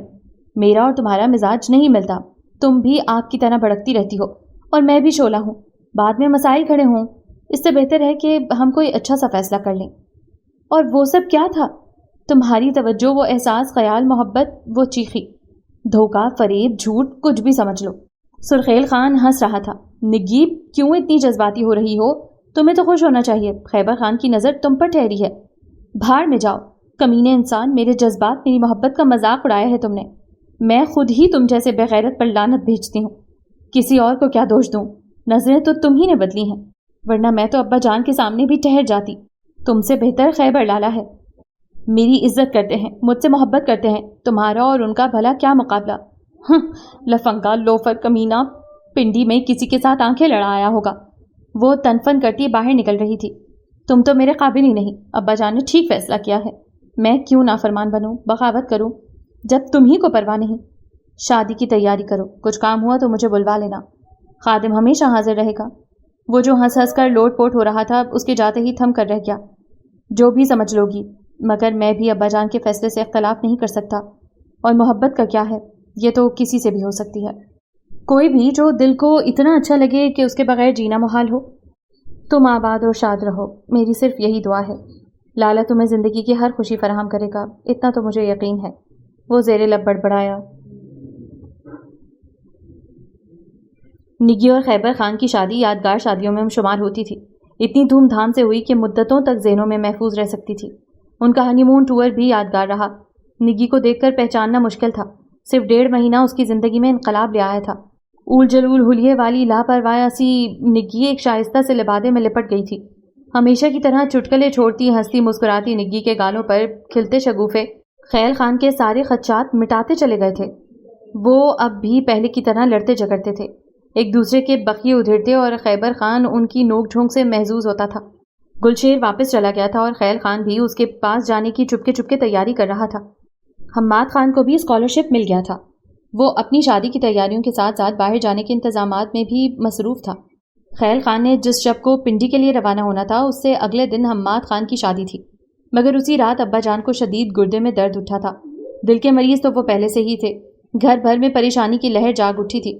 اس نے فی الفور اپنا پروگرام بدل لیا تھا، ابا جان کو ہاسپٹلائز کر دیا گیا۔ حماد خان کی شادی اسی پریشانی کی نظر ہو گئی تھی۔ شادی کے تیسرے روز ابا جان کو ڈسچارج کیا گیا تو اس نے بھی پنڈی کے لیے رخت سفر باندھ لیا۔ حماد خان سے رابطہ ہو چکا تھا اور وہ اسے لینے کی غرض سے پنڈی پہنچ چکا تھا۔ وہ پہلی مرتبہ حماد خان کے گاؤں جا رہا تھا، سو متجسس تو تھا ہی۔ سرخیل خان اپنی گاڑی میں تھا اور ابھی وہ دونوں شہر کی حدود میں تھے جب اچانک دو موٹر سائیکل سوار نہ جانے کہاں سے نکل آئے۔ ان کے چہرے نقاب میں چھپے تھے اور وہ شاید انہیں لوٹنے کے لیے آئے تھے۔ جو کچھ ہے نکالو باہر۔ کچھ بھی نہیں ہمارے پاس، پھر کیا نکالیں؟ سرخیل خان کا جوشیلا خون جوش کھانے لگا۔ کیش، موبائل اور گاڑی کی چابی ادھر کرو۔ دوسرے آدمی نے پستول کے ٹریگر پر ہاتھ رکھے رکھے چنگھاڑ کر کہا تھا، او بھائی ہم جلدی میں ہیں، جانے دو ہمیں، کسی اور کا راستہ روکو، ہم فقیروں کے پاس تمہارے لیے کچھ نہیں، مانگے تانگے کی گاڑی ہے۔ حماد خان نے اس کے پیر پر ٹھوکا دے کر خاموش رہنے کا اشارہ کیا تھا۔ یہ ایسے نہیں مانیں گے استاد، موٹر سائیکل بھگاؤ۔ سرخیل خان بھی چنگھاڑا، بڑا جوش ہے تم میں۔ پہلا والا آگے بڑھا، استاد ذرا ٹھنڈا کرو اس کے ابلتے خون کو۔ بس لمحوں کا کھیل تھا، اس نے ٹریگر دبا دیا تھا اور حماد خان جو اپنا جمع جتھا نکال رہا تھا فائر کی آواز سن کر دم بخود رہ گیا۔ وہ دوسرا فائر کھولنے لگا تھا جب حماد خان نے بغیر سوچے سمجھے نقاب پوش آدمی سے پستول جھپٹنا چاہا تھا۔ سرخیل خان کے سینے میں اترنے والی گولی رخ بدل کر حماد خان کے دل میں اتر گئی تھی۔ لمحوں کا کھیل تمام ہوا تھا۔ وہ کون لوگ تھے، دہشت گرد، ڈاکو، لٹیرے، جو بھی تھے، بس لمحوں میں کومل بختیار کا دل اجاڑ کر بھاگ نکلے اور اسی سپہر پنڈی میں بم دھماکہ ہوا اور نہ جانے کتنے ہی بے قصور لوگ موت کی آغوش میں جا سوئے۔ سہاگنیں ابھاگنیں ہو گئیں، بچے یتیم ہو گئے۔ حماد خان نے موقع پر ہی دم توڑ دیا تھا۔ زندگی جسے دیکھ کر مسکراتی تھی وہ بہت ہی ذہین اور حد درجہ خوددار شخص دوستی اور دوست پر قربان ہو گیا تھا۔ کیا تھا اگر وہ سرخیل خان کے سامنے نہ آتا؟ وہ بے رحم گولی حماد خان کا سینہ تو نہ چیرتی۔ اسپتال کے بستر پر پڑے ان سوچوں کے علاوہ اس کے پاس آخر بچا ہی کیا تھا؟ وہ تو اتنا بد نصیب تھا کہ حماد خان کا آخری دیدار بھی نہیں کر سکا تھا۔ ابا جان اس کی حالت دیکھ کر اور بھی بیمار رہنے لگے تھے اور انہوں نے فیصلہ کیا تھا کہ کچھ عرصہ کے لیے سرخیل خان کو اس کے بھائیوں کے پاس بھجوا دیں۔ سرخیل خان باہر جانا تو نہیں چاہتا تھا مگر گلشیر اور خیبر لالا کے اصرار نے اسے مجبور کر دیا تھا اور وہ اپنے یار کی دائمی جدائی اور ناگہانی موت کا نہ بھولنے والا غم لیے پردیس چلا گیا۔ وہ مقدر کی ستم ظریفی پر ششدر تھا۔ پہلے نگین نہیں رہی تھی، پھر حماد خان چلا گیا۔ اپنے ہی غموں میں گم سرخیل خان کو لمحہ بھر کے لیے بھی حماد خان کی بیمار بوڑھی ماں اور 3 روزہ کی بیوہ کا خیال نہیں آیا تھا۔ یورپ کی رنگینیوں اور تیز رفتار زندگی میں کھو کر اب بھی یقیناً وہ کبھی نہ چونکتا، مگر اس خواب نے سرخیل خان کو جھنجھوڑ کر رکھ دیا تھا اور اس خواب کا تسلسل پاکستان آنے کے بعد بھی نہیں ٹوٹا تھا۔ یہ پہلا عجیب و غریب خواب تھا جس نے حماد خان کو ٹھٹکا دیا، یہاں تک کہ اسے گلشیر سے بہت سی باتیں شیئر کرنا پڑی تھیں اور گلشیر نے اسے وادی میں جانے پر مجبور کر دیا تھا۔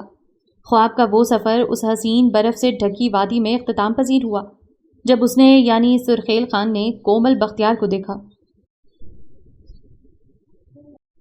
آج بڑے خوش دکھائی دے رہے ہو۔ نکاح نامے پر دستخط کرتے ہوئے بھی اتنے خوش نہیں تھے۔ وہ جان بوجھ کر اسے چھیڑ رہی تھی۔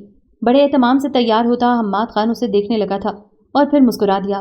کہاں جانے کی تیاری ہے؟ پنڈی جا رہا ہوں، وہ پرفیوم سپرے کرتا ہوا مصروف سے انداز میں بولا تھا۔ یہ پنڈی تو میری سوکن بنتا جا رہا ہے۔ قومی جل بھن کر رہ گئی۔ کوہاٹ سے میرا یار آ رہا ہے، اسے ساتھ لے کر آؤں گا، وہ یہاں کے راستوں سے انجان ہے۔ حماد خان نے ڈرتے ڈرتے وضاحت کی تھی، تمہارا یار میری پہلی سوکن ہے اور یہ پنڈی کا شہر دوسری، ان دونوں نے تمہارے پیروں میں پہیے باندھ رکھے ہیں۔ کومل نے مصنوعی خفگی سے کہا، ایک ہی تو میرا دوست ہے، اس سے مت جلا کرو۔ حماد خان نے قہقہ لگایا تھا، تمہارا دوست میرا رقیب ہے، وہ کمبل تہہ کر رہی تھی، واپسی کب تک ہوگی؟ ابھی گھنٹہ ڈیڑھ میں تمہارے پاس آ جاؤں گا، فکر مت کرو۔ حماد خان نے اسے تسلی دی، ویسے تمہارا اکلوتا یار شادی میں تو آیا نہیں، اسی لیے تو اب آ رہا ہے تمہاری رونمائی کا تحفہ دینے۔ اس کے والد اچانک بیمار ہو گئے تھے، اسی وجہ سے آ نہیں سکا تھا۔ وہ جاگرز کی دس میں کستا کھڑا ہو گیا تھا۔ کھانے میں کیا بناؤں؟ قومی کو ایک دم خیال آیا تو پوچھنے لگی۔ جو کچھ وہ شوق سے کھاتا ہے تم نہیں بنا سکو گی، اپنی مرضی سے کچھ بھی بنا لینا، حماد خان نے سوچتے ہوئے کہا۔ وہ شوق سے کیا کھاتا ہے؟ میں مہمان کی پسند کا کھانا بناؤں گی، وہ ضدی لہجے میں گویا ہوئی۔ تمہیں بنانا ہی نہیں آئے گا یار، اپنی روایتی ڈشز بنا لینا، جو بھی آسانی کے ساتھ پکا سکو۔ وہ نرمی سے سمجھانے لگا تھا مگر قومی کو غصہ آ گیا۔ تم کیا سمجھتے ہو میں پھوڑ ہوں، کچھ پکا نہیں سکتی؟ میرا یہ مطلب نہیں، خان کو علم غلم پسند ہے، میں تو… حماد خان کی بات درمیان میں رہ گئی تھی۔ کچھوے اور خرگوش کھاتا ہے تمہارا یار؟ پھر تو معذرت کرتی ہوں، یہ میں نہیں بنا سکتی۔ وہ بھنائی۔ اسے بدیسی کھانے پسند ہیں، چائنیز فوڈ، اٹالین، فرانسیسی۔ حماد خان نے ہنستے ہوئے وضاحت کی۔ بڑا آیا انگریز کا پتر، قومی نے جل کر کہا۔ ادھر مت لانا اسے، مینڈک اور مچھر کھانے والے کو چھی چھی۔ قومی کا جی بری طرح متلایا۔ وہ مینڈک اور مچھر نہیں کھاتا۔ اف کومل، تم بھی نا؟ وہ ہنس کر بے حال ہوا۔ زندگی میں شاید پہلی مرتبہ وہ اس قدر دل سے ہنسا تھا، اور قومی کو بھلا کیا خبر تھی؟ وہ آخری مرتبہ اسے دیکھ رہی ہے، اس کی ہنسی کو آخری مرتبہ سن رہی ہے۔ اگر جان جاتی تو جی بھر کے دیدار یار سے سیراب ہو جاتی۔ خیر سے جلدی آ جانا، وہیں ڈیرا لگا کے بیٹھ نہ جانا۔ وہ باہر نکلنے سے پہلے بار بار اسے یاد دہانی کروا رہی تھی۔ پنڈی ہمیشہ تمہیں روک لیتا ہے، اور پنڈی نے سچ مچ اسے ہمیشہ کے لیے روک لیا تھا۔ وہ اپنے قول کے مطابق 1.5 گھنٹے سے بھی پہلے آ گیا تھا، مگر تنہا، خاموش، ساکت، اکیلا، خون میں تربتر۔ نہ جانے اس کا یار کہاں تھا جسے لینے کے لیے وہ گیا تھا، اور کومل دسترخوان پر رنگ رنگ کے کھانے سجائے اس کے انتظار میں بیٹھی تھی، اور یہ انتظار ہی رہا تھا۔ آنن فانن ہر منظر کو لال رنگ نے ڈھانپ لیا تھا۔ خالہ پچھاڑے کھا کر گر پڑی تھی، اور کومل اس کے وجود کو وقت کے اس بے رحم وار نے پتھر کر دیا تھا۔ سنگ مرمر سے تراشے اس پتھر میں جان کب پڑی تھی؟ اس وقت جب وہ اجنبی سر جھکائے بھرائی آواز میں اور نم آنکھوں سے سفید برف کو دیکھتا انکشاف کر رہا تھا، اور اس کے انکشاف نے کومل کو دنگ کر دیا تھا۔ میں حماد خان کا یار ہوں، اکلوتا یار۔ میری زندگی کو بچاتے ہوئے وہ اپنی زندگی ہار گیا تھا۔ میرا دوست مجھ پر قربان ہو گیا۔ میں بد نصیب ہوں جو اسے کندھا بھی نہ دے سکا۔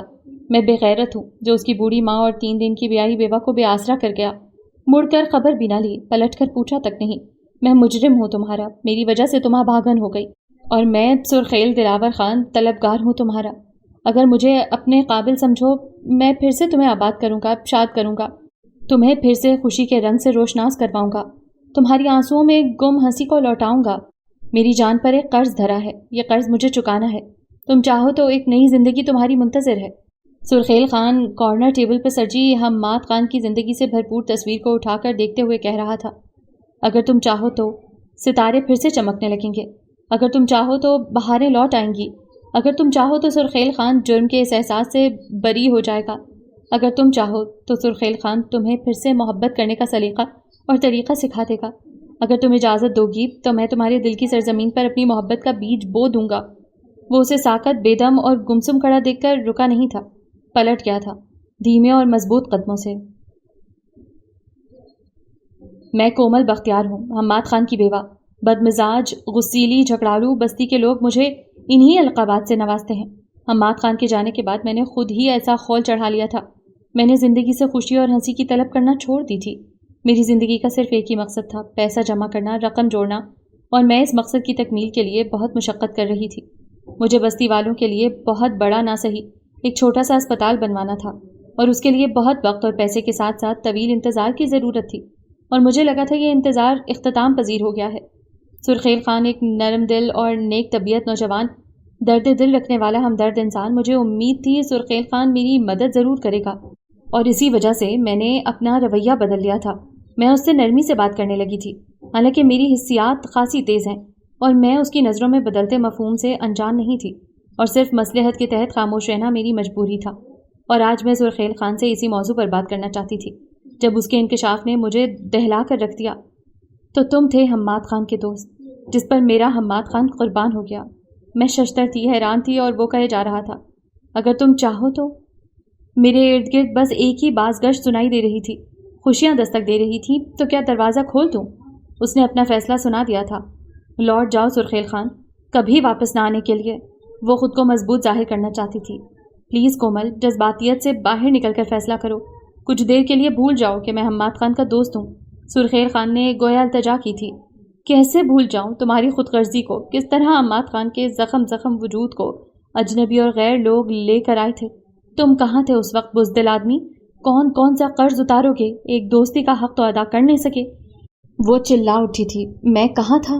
سرخیل خان تھم سا گیا، پھر جب بولا تو اس کے لہجے میں واضح ٹھہراؤ تھا۔ میں سرکاری اسپتال کے ایک بستر پر بے ہوش پڑا تھا۔ مجھے بھی اجنبی اور غیر لوگ اسپتال لے کر گئے تھے۔ 8 دن بعد میرے گھر والوں کو میرے ساتھ ہونے والے حادثے کا پتہ چلا تھا، اور اس کے بعد وہ دھیرے دھیرے اول سے آخر تک کے سارے واقعات دہراتا چلا گیا۔ میں تمہاری بدگمانی دور کرنے کا کوئی ثبوت نہیں دے سکتا۔ وہ تھک سا گیا تھا۔ مجھے کسی ثبوت کی ضرورت بھی نہیں۔ کومل ٹھہر سی گئی تھی۔ جو ہوا اللہ کی طرف سے تھا۔ خالہ نے ہم نے تسلیم کر لیا اور اللہ کی رضا میں راضی ہو گئے۔ اس کی آنکھیں موتی برسانے لگی تھیں۔ پھر تم نے کیا سوچا ہے؟ وہ بھی بہت دیر بعد ٹھہرے ہوئے لہجے میں پوچھ رہا تھا۔ ایسا ممکن نہیں سرخیل خان، کومل لرزیدہ آواز میں بولی۔ کیوں ممکن نہیں؟ وہ بے چین ہوا۔ میں نہ جھوٹا ہوں، نہ فریبی ہوں، نہ دھوکے باز ہوں۔ ہاں، میں نے تم تک آنے میں ضرور کچھ دیر کر دی ہے۔ تم چلے جاؤ سرخیل، یہاں تمہارے لیے کچھ بھی نہیں۔ اس دل میں ایک قبر ہے جس کی میں پجارن ہوں۔ وہ رو رہی تھی بے آواز خاموشی سے۔ زندگی میں پہلی مرتبہ وہ کسی اجنبی کے سامنے رو رہی تھی، اور وہ اجنبی تھا کہاں؟ قبروں کی پرستش کرنے والے جانتی ہو کیا ہوتے ہیں؟ اس نے سنجیدگی سے کہا۔ میں اس موضوع پر تم سے کوئی بات نہیں کرنا چاہتی، وہ روکھے پن سے بولی تھی۔ اگر تم سمجھتے ہو کہ حماد خان نے تمہاری زندگی بچا کر کوئی احسان کیا تھا، یا پھر خود پر کچھ قرض سمجھتے ہو، تو وہ لمحے بھر کو رکی تھی۔ تم سرخیل خان یوں کرو، ایک ایسی نکی کرو جو امر ہو جائے، جو مرنے کے بعد بھی تمہیں ثواب پہنچاتی رہے۔ تم اس بستی میں ایک اسپتال بنوا دو جس میں الٹرا ساؤنڈ سے لے کر ایکس رے مشین تک کی تمام سہولیات موجود ہوں۔ تم کچھ ایسا کیوں نہیں کرتے جو مرنے کے بعد بھی ہمیشہ یادگار رہے گا؟ دلوں میں تم ہمیشہ کے لیے زندہ رہو گے، کبھی مرو گے نہیں۔ کسی بیوہ عورت کا سہارا بننا بھی ثواب کا کام ہے۔ میں یہ نیکی بھی اپنے نامہ اعمال میں لکھوانا چاہتا ہوں۔ وہ کھل کر مسکرا دیا تھا۔ ایک بوجھ تھا جو دھیرے دھیرے سرک رہا تھا۔ تم ایسی بات کیوں کر رہے ہو جو ناممکن ہے؟ گویا زچ ہو اٹھی تھی وہ۔ ناممکن کیا ہے؟ خالہ جی دل سے رضامند ہیں۔ ان کا بس چلے تو ہاتھ پکڑ کر تمہیں میرے ساتھ چلتا کر دیں۔ بدگمانی کے بادل چھٹ رہے تھے۔ مسئلہ صاف ہو رہا تھا۔ کومل، مرنے والوں کے ساتھ مرا نہیں جا سکتا۔ زندگی رکنے کا نام نہیں، آگے بڑھنے کا نام ہے۔ بات صرف خالہ جی کی رضامندی تک تو محدود نہیں۔ تم سمجھتے کیوں نہیں؟ یہ معاشرہ تمہیں چین لینے نہیں دے گا۔ تمہارا خاندان، برادری۔ وہ ہونٹ کو چلتے خاموش ہو گئی۔ تم میں کیا کمی ہے؟ بیوہ یا مطلقہ عورت سے شادی کرنا بھی یہ معاشرہ ایک جرم ہی بنا دیتا ہے۔ لفظوں کے کوڑے پہلے سے تیار کر لیے جاتے ہیں۔ مجھے کسی کی پرواہ نہیں۔